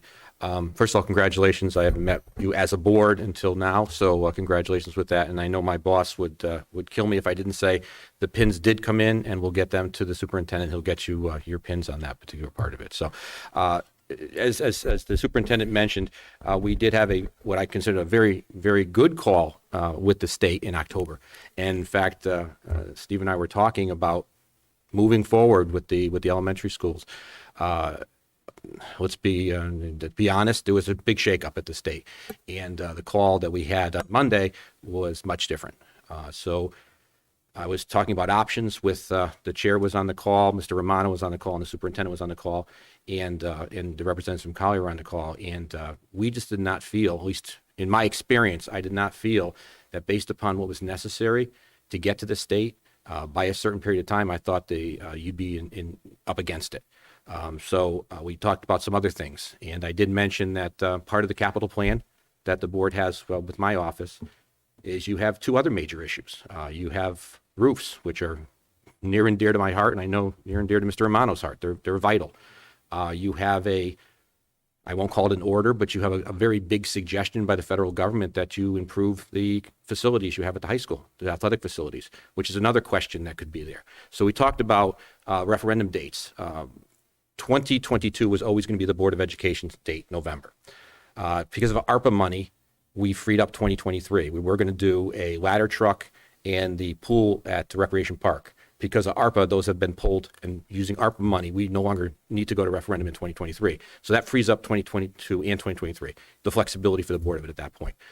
So we talked about, obviously, recommending to the board that the two questions you can go forward with this November, which are a lot easier to do, would be the roofs at both the Southington High School and Hatton, and a full-blown improvement of the athletic fields at the high school. So those were some of the recommendations we talked about. So I'll give it back to the superintendent. Thank you. If you remember back in the spring, we had a virtual meeting with Castle Booze, and they went over the athletic facilities plan. It was an 8-year plan. As we know, and some of you have received emails, like I'll give you a good example for the seniors, the bleachers at the high school, they are not rails, they are open backed, they are structurally, we have to bring an engineer out every year to make sure they can hold the crowds, and they are not up to code. We have access and walkways to all of the fields are, I'll call it process. I don't know if I'm using the right term, but they're not necessarily handicap accessible for all community members. We have a track that is worn. The surface is worn. Our best effort this spring may be to take the rubber material off and run on it as a beer track, not process, but it's not something we can repair or resurface. The turf field is beyond its shelf life. It was 10 years and it's at the 10-year mark or just close to it, and needs to be considered. To not do the turf field the same time you're doing the track would just be silly. They're one and the same. We have an opportunity because of the OCR violations or for the Title IX complaint around the softball fields, and we were already doing that work. Once the softball fields and baseball fields get their initial work done, all of that other work is related to movement on the campus of the different fields and whatnot. So the tennis courts have cracks that you could, and I've done it, you could take a cell phone and put it right in the crack of the field. That's how wide they are. We've filled them, we've surfaced them, we've repainted them. $30,000 a pop each time we do it to last maybe a season to 2 seasons. And we've done all that work internally to try and save. It's just we're at a point now with those facilities that they've lived their life. And versus doing it in 8 years, we know the cost of inflation over time. It's not going to get any cheaper. So if we have an opportunity to look at the athletic facilities, and also anybody who owns a home would know you never want to take a roof that's especially of a facility at the size of Southington High School, and play with the possibility of it. It also, it's beyond its life and its time. And part of Mr. Romano's research, he's already discussed the potential, of including that, add alternates, if you will, in the roof project. So if the town, for say, wanted to consider solar, and what would be the potential savings if we were to go a route with something like that. We also know there are benefits with solar to the protection of the roof over time. So in addition to, cost avoidance with roof repairs and longevity of the roof, there may be some potential energy savings, but that would be something that would have to be explored really through a professional who works in that field. So they certainly would have been on our 2023 questions anyways. The suggestion we have is because we're already doing the pre-referendum work relative to the elementary facilities project, we continue with that work. The final two pieces of information we're waiting on that in terms of pre-referendum work are the enrollment and feasibility studies of those three buildings, but most importantly, enrollment. The state will absolutely want that information, a most current number, because they determine the square footage size of the schools for renovate to new and the eligibility amount of reimbursement based on the student enrollment. So you need to have current numbers. And I'll speak to that quickly in our budget presentation later tonight. And then also redistricting scenarios that could potentially come with if we were to renovate two of the three versus or through all three, or build two versus building all three new. What would that look like with our student enrollment? What scenarios could be within that as well? So that's all the work that I think we would now have if we pushed the referendum to 23 for the elementary facilities. Time as a board to engage and explore, both as a board and with the community, because people will vote for this and we want them to be fully informed on what they're voting for. That's basically it. That's basically what we talked about, the fact that this is, when you're talking about major changes to schools, elementary schools, it's not something that certainly the town and of course not the Board of Education wants to rush. That's something you need to have the public input for. And to no fault of your own, the time was pushed against you, and that's led us to this situation. I think that we do have a good suggestion because we already had all three. We had the schools, plus we had the other two that I just went over already in the capital budget. So it's just a matter of switching them from 22 to 23 and switch them around. It's probably not the most popular decision if you're affected with those elementary schools, but I think that in this particular case, from a management standpoint, it makes a lot of sense. And I would just add, we will probably want to take consensus on that maybe in the February meeting if we can talk further about that as an agenda item, because you did adopt a capital improvement plan that had those projects in different years. So we essentially would just amend it and swap those two. But ultimately, we would want to get that to the town manager to include in his capital improvement plan that he submits to his council by February. The 18th of February. February I have to submit 18th. it to the Board of Finance on the 18th of February. At the next meeting, Yes. The 28th. Well, we have a February meeting. until the 23rd. Okay, gotcha. Okay.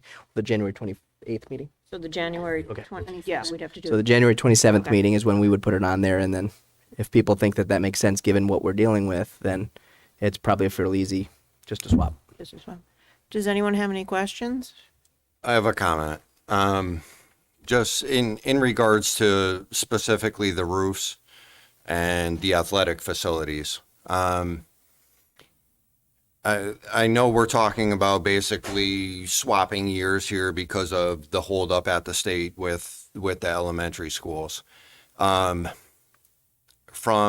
a town planning perspective, town management perspective, when you install a roof or an athletic turf field or what have you, the lifespan of that facility, let's say, that field or that roof or what have you. Why are those things, and correct me if I'm wrong, why are those things not written in stone 10 years from now that the turf field at the high school needs to be replaced? Why are we talking about, well, maybe we'll do it this year, maybe we'll do it next year, maybe we'll do it 3 years from now? Okay, as for example, as a homeowner, okay, you have a roof on your house. You know that roof, okay, is warranted for, let's say, 15 years. Your insurance company comes knocking on your door in year 15 saying guess what? I'm not going to renew your insurance policy unless you replace or repair your roof. Are we not having that conversation, and are we not laying out what our obligations are as a town for these facilities? Both. We have conversations all the time. You have a 5-year capital plan. The town has a 5-year capital plan. We merge them together. So the roof, let's take the roof for the high school for a second. We just did that 4 years ago, part of it 4 years ago. So we went to referendum 4 years ago on that part of it. So we knew we were going to go forward on the next part. So part of the capital plan showed it for, I think it was 2023. We knew that based upon the report that we got, I think was it last year on the athletic complex. Yep. They recommended. You may have read it. Most of you, obviously, if you were on the board last time, you did read it. It talked about doing it over an 8-year plan. I'm not a big fan, and I know the superintendent isn't a big fan on mobilization over an 8-year period. What you do is you make it cost a lot more, and you disturb sports complex. You can't be in there 8 years in a row. You're going to have pain for maybe a year and a half, but then it's over for a while. So in this particular case, yes, both of those things were there. They're on the capital plans. The big question you should ask is, we don't always get to the things when we say it on the capital plans. That's every municipality, whether the BOE capital plan, the town capital plan, or the merged capital plan. That doesn't always happen. We've had roofs in town that probably we didn't get to them to 5 or 6 or 7 years after their life expectancy. The reason why, whether it be on a town building, a school building, which are the same, is that we've patched them to get to the next level. So to answer your question, we don't do it, okay, the roof is a 25-year. We'd like to be able to do it on the 25th year, but if the roof is still in decent shape, we push it another couple of years. That's how that happens. We have not been doing that lately, but in the last, the town and the Board of Ed, let's be honest, on a capital situation, in the last 15 or 20 years, we haven't been the best at that. I could say that with the superintendent and his predecessor, we've been much better at it over the last 4 or 5 years. We've spent an enormous amount of dollars on capital in this town, and we are still moving in that direction. The town council has been hugely supportive, and so is the Board of Finance on capital. We are just spending $13 million of ARPA money on capital. We're going to be hopefully spending through referendum, I won't say the numbers because they're not official yet, but large numbers on roofs for the high school and for Hatton. We're going to spend large numbers on doing things at the athletic field. Those are things that need to get done. Should they have been done a couple of years ago? Absolutely. But we're here now. We have the ability to do it, and that would be my recommendation. And if Mr. Romano could add Romano, yeah. to Mr. Sean's Romano. question, it would be a good question. I'd like to add a little bit to the conversation. So we do have a chart for when every roof of our schools need to be replaced. They're warranted for 15 years. Some are for 20 years. It depends on what type of roof it is. Candidly, I treat our roofs as one of the most important assets we have. Having said that, just like a vehicle, if a vehicle's supposed to go for 100,000 miles, but you take care of it and you change your oil every 5,000 or 8,000 miles, whatever the manufacturer suggests, you're going to get more than that 20 years out of the roof. So I feel it's important for us. We actually have a roof maintenance program and a roof extension of life program, and we do take a lot of pride in making sure we get every last bit we can out of our roofs. We watch our roofs very closely. We know when it's going to get to the point that, because we need to work at least 2 years in advance, knowing it's going to have to go to referendum. But we do watch them closely. There is a chart that I do give to the Director of Finance, and it does go to the town, so they're all aware of that. And not just the roofs, but all of our major assets. So. And like I said, we work closely with Peter's office on this. My public works and Peter work very closely together. We have paid people to do studies on all the roofs in town, all the air conditioning, heating systems in town. So that's something that we know about. Does it happen the exact day that we're supposed to do it? Sometimes not. So, but as Peter said, if you treat them right, you do get a couple extra years out of it. So. Help, Sean. Yeah, it does. Thank you. I mean, obviously for me, I'm a new member. I haven't had access, to some of this pre-referendum work and, the schedules and the programs that go along into these, capital projects and capital improvements. The more I can understand, I think the better. I just don't, this is, this is a new administration. This is a new board. And I just want to make sure that what we're doing and considering now in 2022, that we set up the administration and the town for success 5 years from now, 10 years from now, 15 years from now. And that's very important to me, because ultimately we have to ask our residents, our taxpayers, for these dollars. And I want to make sure that things that we know are certainties and are going to happen are planned for, so it's not a surprise to them. No, I totally agree. Because if it's a surprise to me, you are darn sure that it's a surprise to most of, our taxpayers and town residents. So that's where my question and my concern comes from.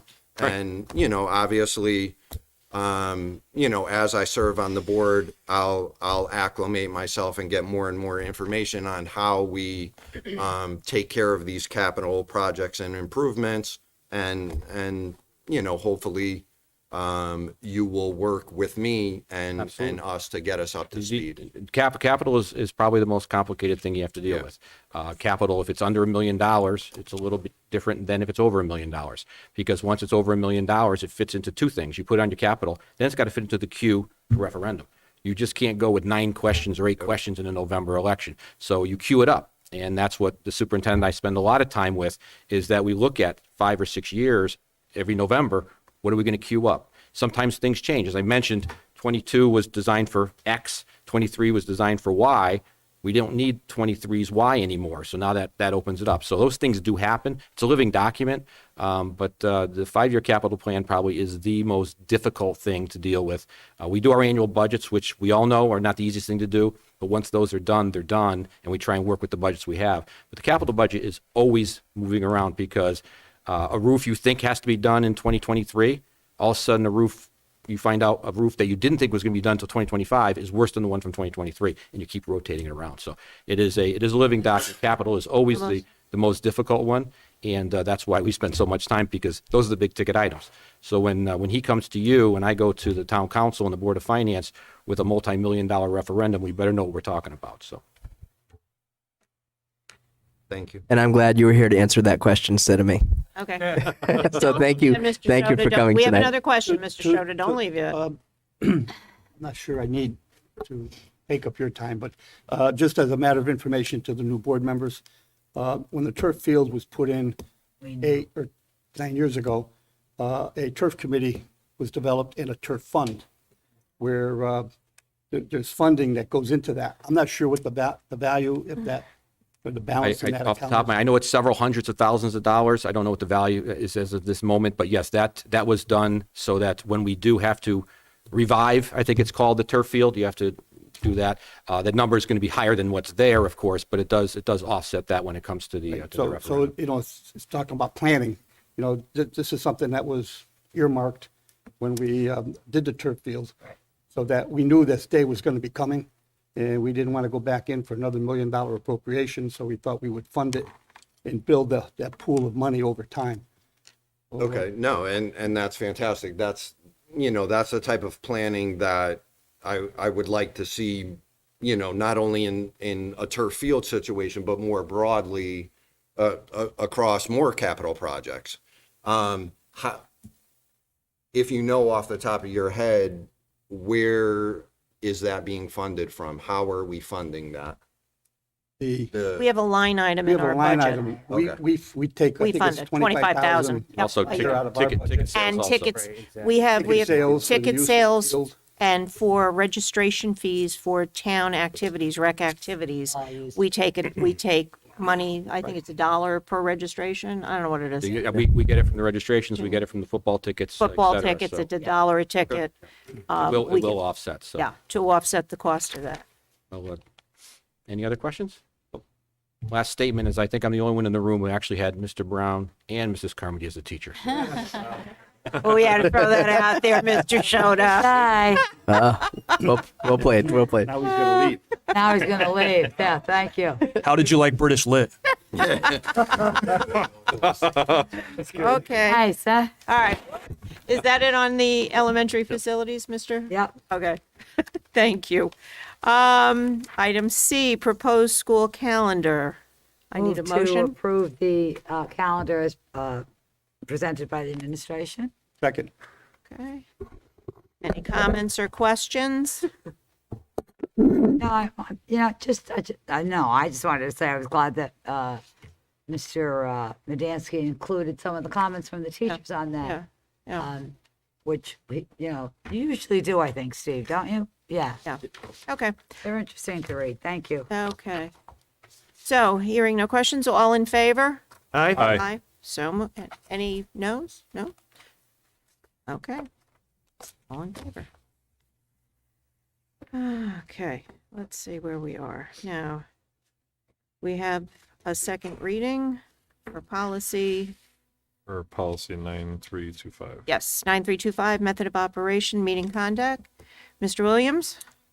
Yeah, move to approve policy 9325, methods of operation, meeting conduct as presented. Second. Any discussion? All in favor? Aye. Okay. Item E is actually down at it's down in the new business. It wasn't an old business, so we're just gonna, yeah, it's, Item which one is it? I? Yes, Aye. grade Yeah, board. it's actually item I. So, okay, next item is item F, appointment of the Upsu Negotiating Committee. I'd like to thank Mr. Oshana, Mrs. Anastasio, Mr. Williams, and myself, I'm thanking myself, for agreeing to be on the committee. Our first meeting will be on February 8th at 3:30 at a location to be determined. Sounds exciting. I know. It's very exciting. And now to new business, what we've all been waiting for, Mr. Medansky. Well, I'll tell you, I came down and tested this earlier, and the entire screen fit perfectly. So I don't know why we've shifted all of a sudden. But thank God I have some technology support here tonight. Should I need it? Let me just try one thing. Let me advance the slide and see what it does quickly. Oh, I wonder if they hit it when. Yeah, it cuts it off. Oh. All right. So I'm gonna try. Yes, please. Thank you. Wonder if I go into display settings and maybe just duplicate the screen instead. Yeah. There we go. Vicky, it's not that exciting, I promise. There's no popcorn, Vicky, sorry. So, all right. Well, good evening. And yes, first of all, I want to start by just thanking my administrative team. We start the budget process in October. We call each building principal in, each content area coordinator, the special education department, and we begin with conversations around initial thoughts, ideas, and proposals. I always start telling the administrative team in a very honest way, I want to hear everything you think you need and why. I at least need context to that. But I also remind them, ultimately, I'll synthesize all this information, and you can absolutely be assured it'll result in a number that I can't responsibly bring to our Board of Education. That we will, at some point through that process, once we hear them and you understand the needs and the priorities, we have to make difficult decisions so that we can come to you with a responsible number. With that said, I also want to thank Mrs. Mellett. First year, she's got big shoes to fill. As we know, Mrs. Dinello's retirement. She has been working tirelessly nights and weekends. This is her first budget as well, and my first budget. So I appreciated all of her time. And all my questions that I often ask, and also from our technology folks, and Jessica Poon, who is our information systems specialist, did a nice job partnering with Jennifer this year. So you'll see some subtle changes in the budget documents. I think that make them a lot easier to read.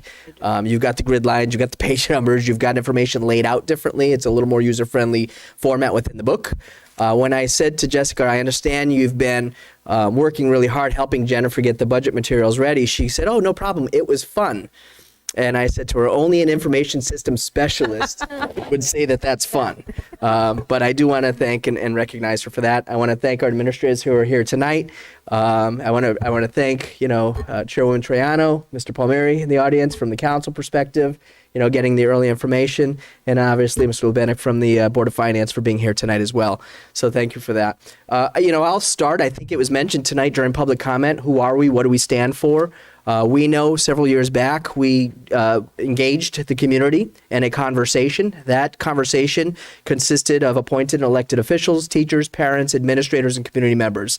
And at the time we said what is most important in ensuring our students are prepared for life beyond the Southington Public Schools.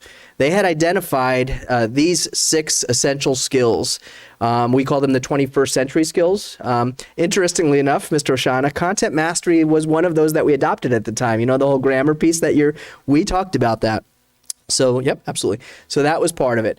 Another piece that was important, and I find it ironic because I don't think we were as polarized then as we are now, but citizenship was a 21st century skill that we felt was essential.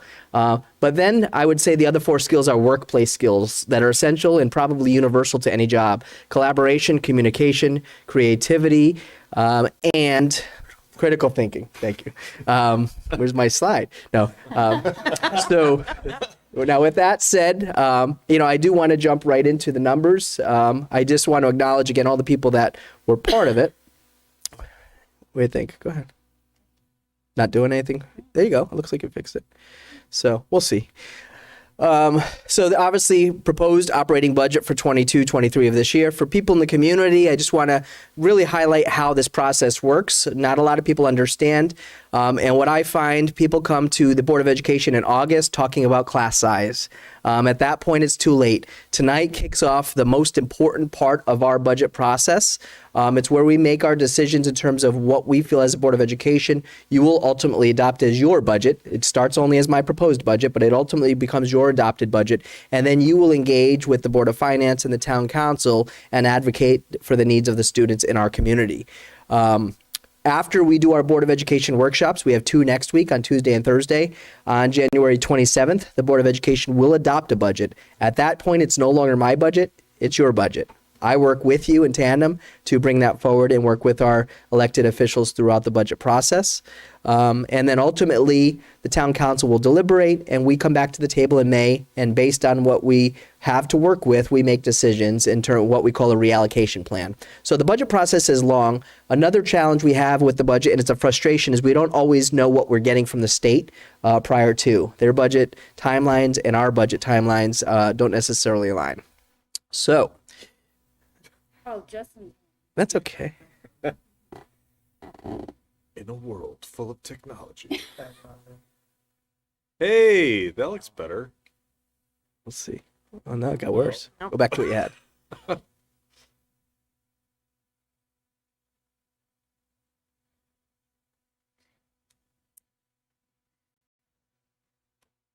Oh, just dropped off the bottom. Yeah, interesting. It literally worked. I'm going to try one thing.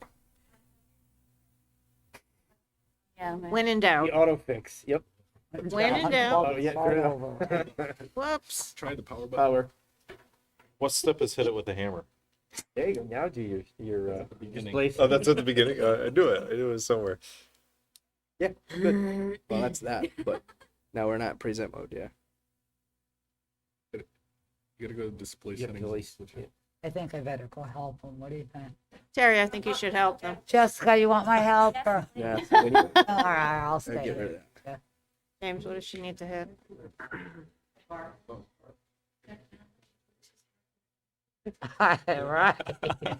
Thanks. It literally worked when I did a dry run at 6 o'clock. What if we just I hate it. I hate it. just duplicate screen and just I drag it? It would have been there. I do I that. think When we thought every day. technology would be our friend. Not even close. Not even close. You know what I'm saying? Huh? Hi. Bet you that'll be better. Worried about mine. There you go. All right. Yay! All right, Jessica. So not only does she love information systems, She loves she's a fixing problems. hobbyist of PowerPoint presentations as well. A hobby. I like that. That's good. So obviously we have our Board of Education, all of you, our central office staff, and as I said, a huge thanks to all of them for the time and effort put in preparing this for you this evening. Our administrative team, I'm glad Mr. Brown acknowledged them tonight. I've been saying it all along. They've been working tirelessly throughout the pandemic. Coordinators, special education and content area, along with our elementary principals team. With the budget, I want to start with the obvious information that people always want to see up front. We come to you tonight, as I showed you in your budget books and explained through that informational cover, with a 4.12% increase. I'd like to take some opportunity to break down what that consists of, how we arrived there. And I also have added some additional information for you tonight that may not be related to the operating budget, but I know they are questions the community has, so I felt it was a good opportunity to share. The breakdown of the budget is not a surprise. Typically, we arrive around a 75-25% split between regular education and special education. One thing that you will notice this year is major projects and equipment, and also special projects. I come to you tonight with a 0. There are no major projects or special equipment in our budget. That's unique from years past, but I have a different strategy that I want to share tonight regarding that. This is just a simple graph that breaks that down for our visual learners. Salaries. And so people often talk about the major components of the budget, and I'm going to just reference a dear friend and mentor of mine, Karen Smith. If she didn't say it once, she said it every budget she was part of. Our human resources, our capital, our people. We are people dependent because it takes big people to educate little people. Our product are the little people. Karen referenced that often. If you eliminate people, you compromise the experience of the students. And so I'm glad I had an opportunity for our new board members. You were all able to join me. We walked around. You saw the various departments, even just within this building alone, and realized how extensive of an operation it is and all of the different roles and responsibilities of the district. Every one of those people, you didn't hear anybody say that they're looking for more work. They gave you a laundry list of all their responsibilities. I would also say, since I've arrived in Southington, and more specifically in central office, we've even reduced that staff over time as vacancies occurred, and we've tried to reallocate and try to find other ways for efficiencies. Regular and special education budgets combined, salaries are a big part of that, 63%.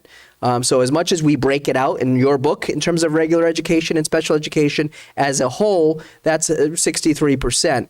Benefits, we know, is another contractual obligation. That's not something that's negotiable, and that's roughly 19%. And purchased services are 14% or so. What does purchased services include? That could be transportation, energy costs, contracts, and et cetera for various maintenance and what have you. And so those are all essential to the operations of the district. Components of regular education. So the salaries are a giant piece of it, along with the associated benefits for all of those employees. We did just renew the teacher's contract, as you recall, and I'm really proud of the outcome, and I want to thank the board members who participated in that committee with me, because we were able to accomplish something in this past round of negotiations that I can say with confidence that, and Mr. Brown's not here tonight, we had tried to accomplish for several contracts over multiple years back, well prior to my time in Southington, where because we've had various freezes at various points through teachers' contracts, coupled with the fact that most negotiations committees usually contain senior member leadership, and they often will get theirs, but not everyone else along the salary and step increase scale would get theirs. We had gaps growing over time. And because of that, we were struggling to be competitive, especially in shortage areas, or even to retain our teachers who knew that they could go over to a neighboring district and cash in quite quickly without having to make too much of a move or sacrifice and still have job security. We'll talk more about that in future budget workshops. I'll highlight some of the details around that, but this is essentially what led to these numbers here. The special education, again, it's the 25%. You see it exactly 1% of the 4.12% of our total budget. And again, we'll break that down further with you on Tuesday and Thursday of next week in terms of what's included in that. One of the areas that I touched upon at the beginning of the presentation is that our major projects and equipment are coming to you tonight at 0. That was one of the strategies that I felt could get us down to 4.12%. And in terms of looking at things with the critical lens, we pretty much got ourselves down from 6% or so when we started to 4.12%. We have had the luxury of, and the town has been great with this, allowing us to use up to 1%, no more than 2%, and carry into a non-lapsing account fund. Typically, we have always used that money for capital improvement. Major projects and equipment last year, if you remember, when we had to do a reallocation plan, we took all major projects and equipment out of it and used non-lapsing funds. My suggestion is prior to reallocation this year to just do that out of the gate. We know what the major projects and equipment are. In the budget book, you will see on page 63 what were the major projects and equipment that were proposed by the administration this year, as well as the special projects. What are the costs? How does that stack up against what we have in our non-lapsing accounts? And what does that leave us with? And you'll see we're actually in a pretty good position. In my conversations with Mrs. Danello, she reminded me, because of COVID, there were some savings that aren't normal. We never had non-lapsing account fund balances at the amounts that we've had. The good news, and Mr. Carson, I could speak to you, a lot of what we may not have been able to do in the past, we were able to get a lot of projects done over the past 2 years because of those savings using non-lapsing account funds without having to go to the town and ask them to put it in their capital improvement plan or look for any appropriations. No new personnel. This is the first budget I've ever been part of as a principal or central office staff member where we came to the Board of Education with no requests for any staff at all. What we did include in the budget, I think this is important to know, is after using $1.5 million of the ARP ESSER funds last year to balance our budget as part of our reallocation, those positions were already in our operating budget. They came out of our operating budget to avoid layoffs. And so we then funded them with the grant funds of the $1.5 million so that we arrived at a balanced budget without having to lay off staff. The reality is that's not something you can sustain because the grant funds are going to end. We know that. We know we've already spent 1.5 million of the 4.5.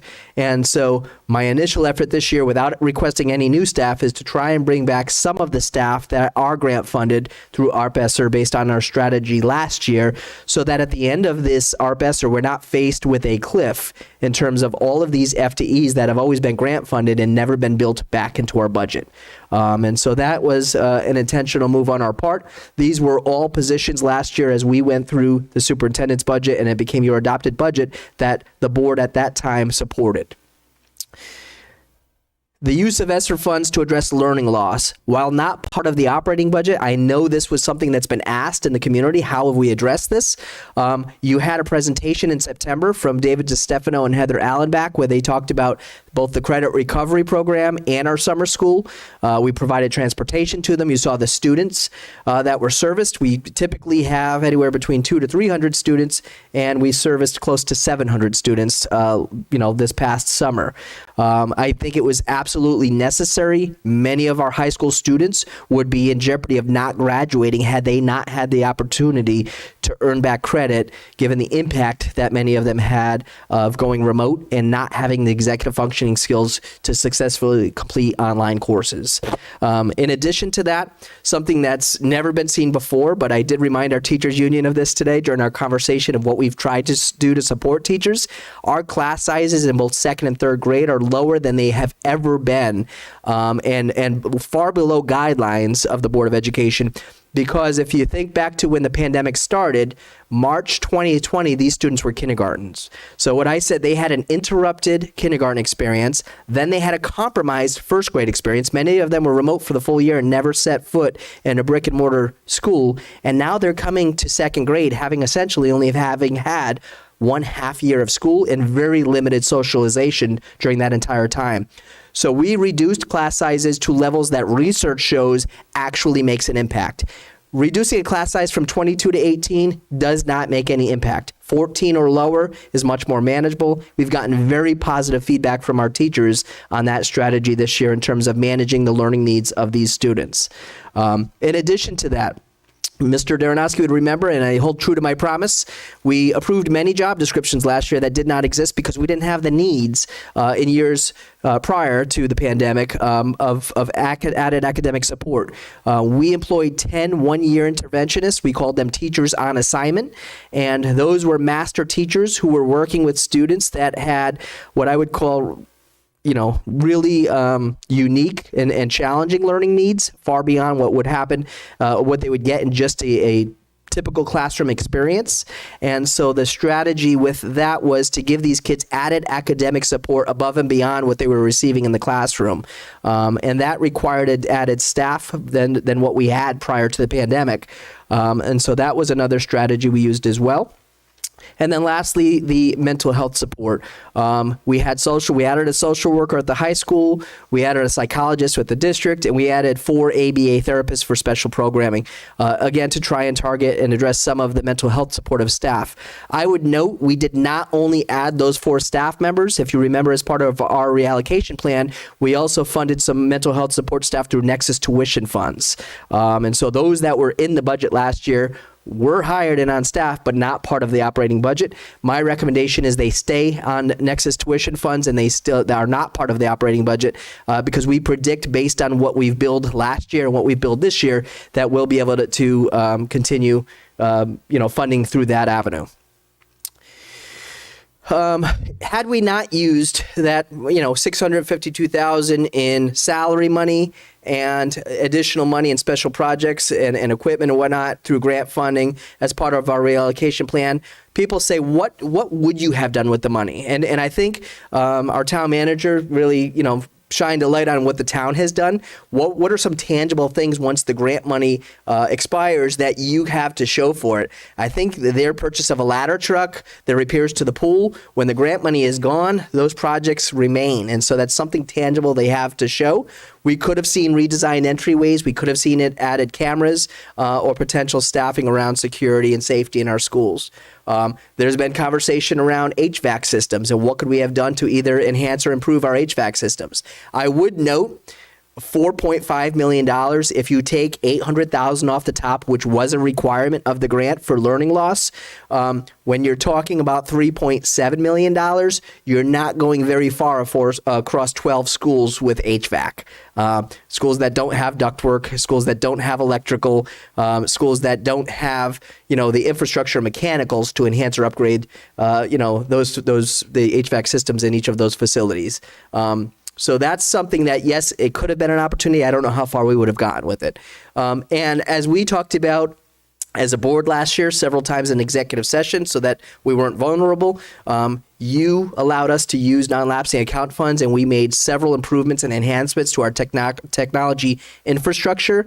You will see in our budget coming forward this year again through non-lapsing funds, maybe not our ARPESR funds, some more requests from our network manager to continue to upgrade and secure our network around the technology infrastructure piece. So that's a conversation we look forward to having with you next week. Potential for savings. Yes, Sean.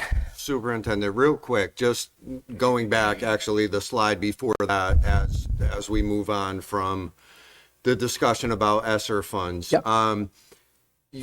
Your strategy with the reduction in class sizes, yep, student-teacher ratio in 2nd and 3rd grade, is that a strategy that you're going to continue and permanently account for in the budget moving forward? No, unfortunately, we can't sustain that because that would be far more elementary classrooms than we have the ability to fund in the operating budget. We were only able to do it because of the infusion of money from our ARPESR.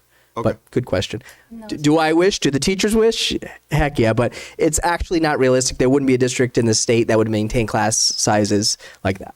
And we should say that those 14 teachers were also one-year positions. Yes. Yep. Hammerways. Potential for savings. I've also been asked, so what are you looking at down the road? We understand you got a 4.12. We understand what led to this. Special needs transportation, we're working with our CompuClaims representative right now with the understanding that there's a possibility that our specialized transportation, if it only includes special education students, is eligible for reimbursement through Medicaid. Now, obviously, the transportation provider has to be willing to sign off on that and partner with us. I think if we considered something as a Board of Education, where maybe we go to into a bid or put out an RFP around June for special education transportation, that's a requirement of the awarded winner of that bid. If they sign off on that, then there's definitely some cost savings for us. A special education audit. Mrs. Cavallaro started right at the beginning of the pandemic. Here we are at the tail end of the pandemic, and so things have not been normal in terms of the needs of special education students and the ways we are servicing them, given the health challenges associated with the pandemic. But what I would say is she and I are both interested in auditing the special ed department. I mean, the reality is with a $25 million budget, we want to ensure from an outside independent perspective that we're absolutely using our funds in the best way possible. So I am in the process of interviewing a couple potential candidates to perform that audit with the goal of bringing a recommendation to the Finance Committee, I believe next Thursday, your meeting before the workshop, so that we can go ahead and pursue that audit. The good news is our special ed director has allocated a portion of the ARP-ESSER IDEA funds, which is not part of the larger ARP-ESSER grant we talked about, which would fund that audit for us. So it's essentially a no-cost audit to the Board of Education or the town where we hope to find savings or efficiencies within based on the recommendations that come out of that. Mr. Romano and I have talked extensively. It's a very difficult year to do this year. We initially talked about it in September. We don't know why kids are not taking the bus. Is it just a lack of wanting to walk to the bus stop and get on the bus? Or are people not getting on buses because they're not going to be impacted by contact tracing if they're sitting next to a student who's positive? They feel it's safer to get in a car and get a ride with their parents than get on a bus full of students. We don't know the answer. So we know our buses are not being fully utilized. We've heard about that from DePaulo for years in terms of the traffic that, bottles up in front of the school. But I think at some point we consider, do we either expand our bus routes, in terms of the reducing the walking radius and allowing more students to take those seats, or if that's not something we're willing to do we create a policy where families opt in to transportation, where we fill our buses at 80%, leave a 20% buffer in case people opt in at a later date, because right now we assign a seat for every child that lives outside of the walking radius, but we know they're not using those seats. So how many extra buses or seats are we providing that aren't being utilized? It's something we have to explore down the road, but again, a potential opportunity for savings. And then lastly, which we talked about briefly tonight, there will be savings and efficiencies that come with an elementary facilities project. Yes, there'll be a cost to the town, as part of our bonding. But in terms of our operating budget, we know there'll be energy savings, and we might also find facility savings if we end up with 7 schools instead of 8 in terms of, cost of operation, maintenance, and what have you. Also cost avoidance for the aging facilities that we're pumping money into now to keep them running. So that's another potential opportunity for savings down the road. For future consideration, I touched upon this earlier. I do think that given the course of the pandemic this year and where we are still at, while it's not in the operating budget, I think with some of the ARP-ESSER funds that remain or non-lapsing funds that will remain after or if you agree to fund the major projects and equipment or special projects, we can still fund another successful summer school program for our students without building it into the operating budget by using either existing grant funds or non-lapsing funds. And again, it will not create a cliff for us because it's a one-time expense that we're not obligated to the following summer. I don't share this slide with you to have you memorize it or to go over the alphabet soup of acronyms that are our special education programs. I just share this as a comprehensive list of special education programs that has been built by this Board of Education, starting with Meg Walsh way back when she first started with us and Mr. Cannellan through that, understanding that it's best for our kids if they can attend our schools. That's where their neighborhood kids live, their peers, their families, and there's also cost avoidance that comes with not outplacing students. So if we can do it just as well or better, and we can let our students attend the schools that they, in the community they reside in, it's a win for everyone. With that said, as you supported this over time, we had goals relative to these programs. We understand in-district services. We understand they've been expanded. You have added special education staff and support staff over the years for this. You've been to our programs. Many of you have visited them and said it's impressive. And we want to sometimes, when we don't have, and you see this in the tuitions that occur every year, when we don't have an in-district program, we are still required by law to provide free and appropriate public education. If we can't meet the child's needs, we want to provide them that out-district placement that does meet their needs, but it comes with a cost, and often an exorbitant cost. The good news is, with your support and expansion of special ed programs this year, you are going to see 2 tuition line items in our operating budget that are reductions. So there's a reduction of $536,000 in our outplaced tuition in this year's operating budget. Now, remind you, these students are matriculating through our schools, so that's money as they go through the school year after year after year. That's compounded savings over time. The agency placed tuition, which is what we've talked about in the past, it's not when a district places a student in an outplacement facility, it's when the state places them. But if they are a Southington resident, we do incur the cost and expense of that placement. So again, what have we done, and what are some future savings opportunities? What have we done to make some savings? And then lastly, just a history of the funded budget. I know we have some new board members here, and what have the numbers looked like. I only went back these 4 years because if you remember the 5th year, and Jennifer had it up on the slide, it was a really complex math problem because the governor didn't have a budget. And so but the town council struggled to award us a budget. The Board of Ed struggled to adopt a budget. And we didn't have a state budget until well into the following school year once it was already underway. So I left that as an aside because it's not a realistic scenario for what we currently deal with. But these are the budgets that we've had in the past. So I understand with those percentage increases, you're saying to yourself, Steve, you come in with a 4.12 when this is what you've historically been awarded. I would say that had we not funded the staffing out of the ARP ESSER funds, that was 0.63% of the budget. As I had shared with you, we'd be coming in around a 3.49%. But with that, I think everything that the district and the students need, and I also think responsible to the taxpayers in the community. I bring this slide up to you only because you'll notice in years past, we've always had an enrollment grid within the budget handbook. Given our conversation this evening around the elementary facilities, we actually have Mike Zuba, who used to work for Myaluna McBroom. He's now with a corporation called SLAM. He is updating our enrollment as we speak. And doing the facilities work. So we will have an updated enrollment grid by the time we're done with our budget. But to give you enrollment numbers that are 3 years post, when there was a real estate boom during the pandemic, and there's also a lot of families moving in and out of district, I'd rather bring you reliable numbers as soon as he delivers those. And that may not be May. In my last conversation with him, we're close, and he thought around mid-February we'd have those numbers. I would give one simple example that often comes up, and you may hear. If you see 100 less people in our schools, that doesn't mean we have, if our per pupil expenditure is $15,000 per student times 100 students, that doesn't mean we've just saved that amount of money, because those 100 students are spread across hundreds of classrooms. So you might not notice any change in class size minus 100 students in district. In fact, elementary alone, we have 146 classrooms. So if you eliminate 100 students, 50 classrooms wouldn't even notice a change in enrollment. So it's not something where it's an apple-to-apple type of comparison with enrollment. And then lastly, in addition to the 21st century skills that we aspire for our students to have, they are couched into this statement. So people that have asked you, what do you stand for? You may not have been on the board when we adopted this statement, but I can guarantee you our board was very actively involved and engaged with the community to arrive at this outcome. And I will tell you, you saw it tonight in the English rewrite of the curriculum, how that curriculum needs to align with the 4 C's. We are infusing those 21st century skills in every curriculum across our content areas and grade levels. And so that's important work.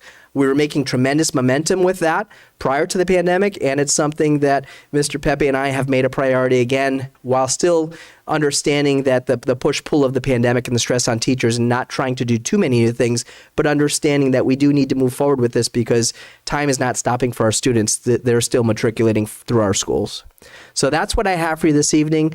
I look forward to engaging with you next Tuesday and Thursday and answering questions. If you have questions ahead of time prior to Thursday, you're welcome to email Mrs. Mellett and myself, and we can get that information for you.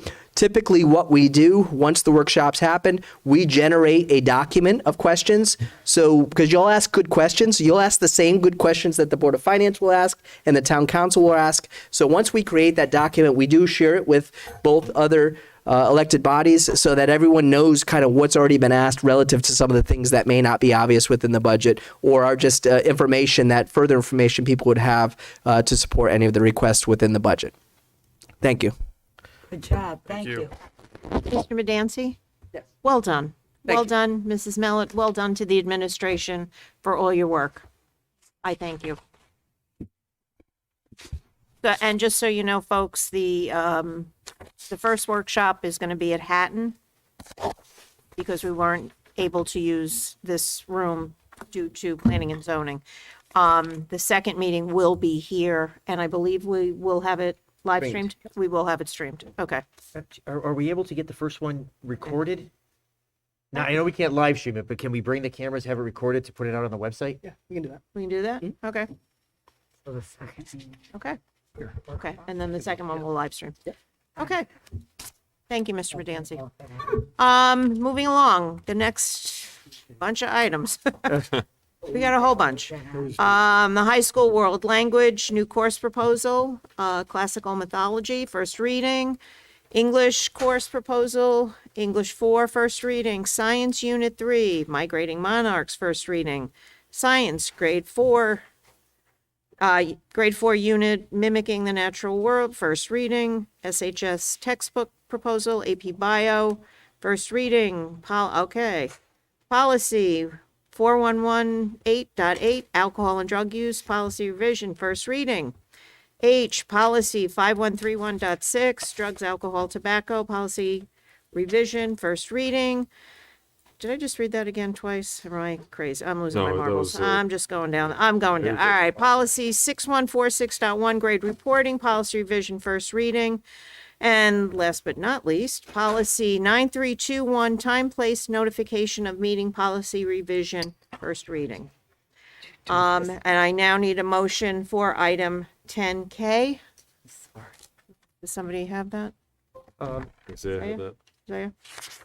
I would say move to approve the expulsion student 2021-2022-6 as stipulated by the administration. Second. All in favor? Aye. Any opposed? None. And last but not least, Mr. Darrenowski. Move to adjourn. Second. All in favor? Aye. Aye. Thank you. I oppose, nay. All right. Day letter. Opposed? Okay.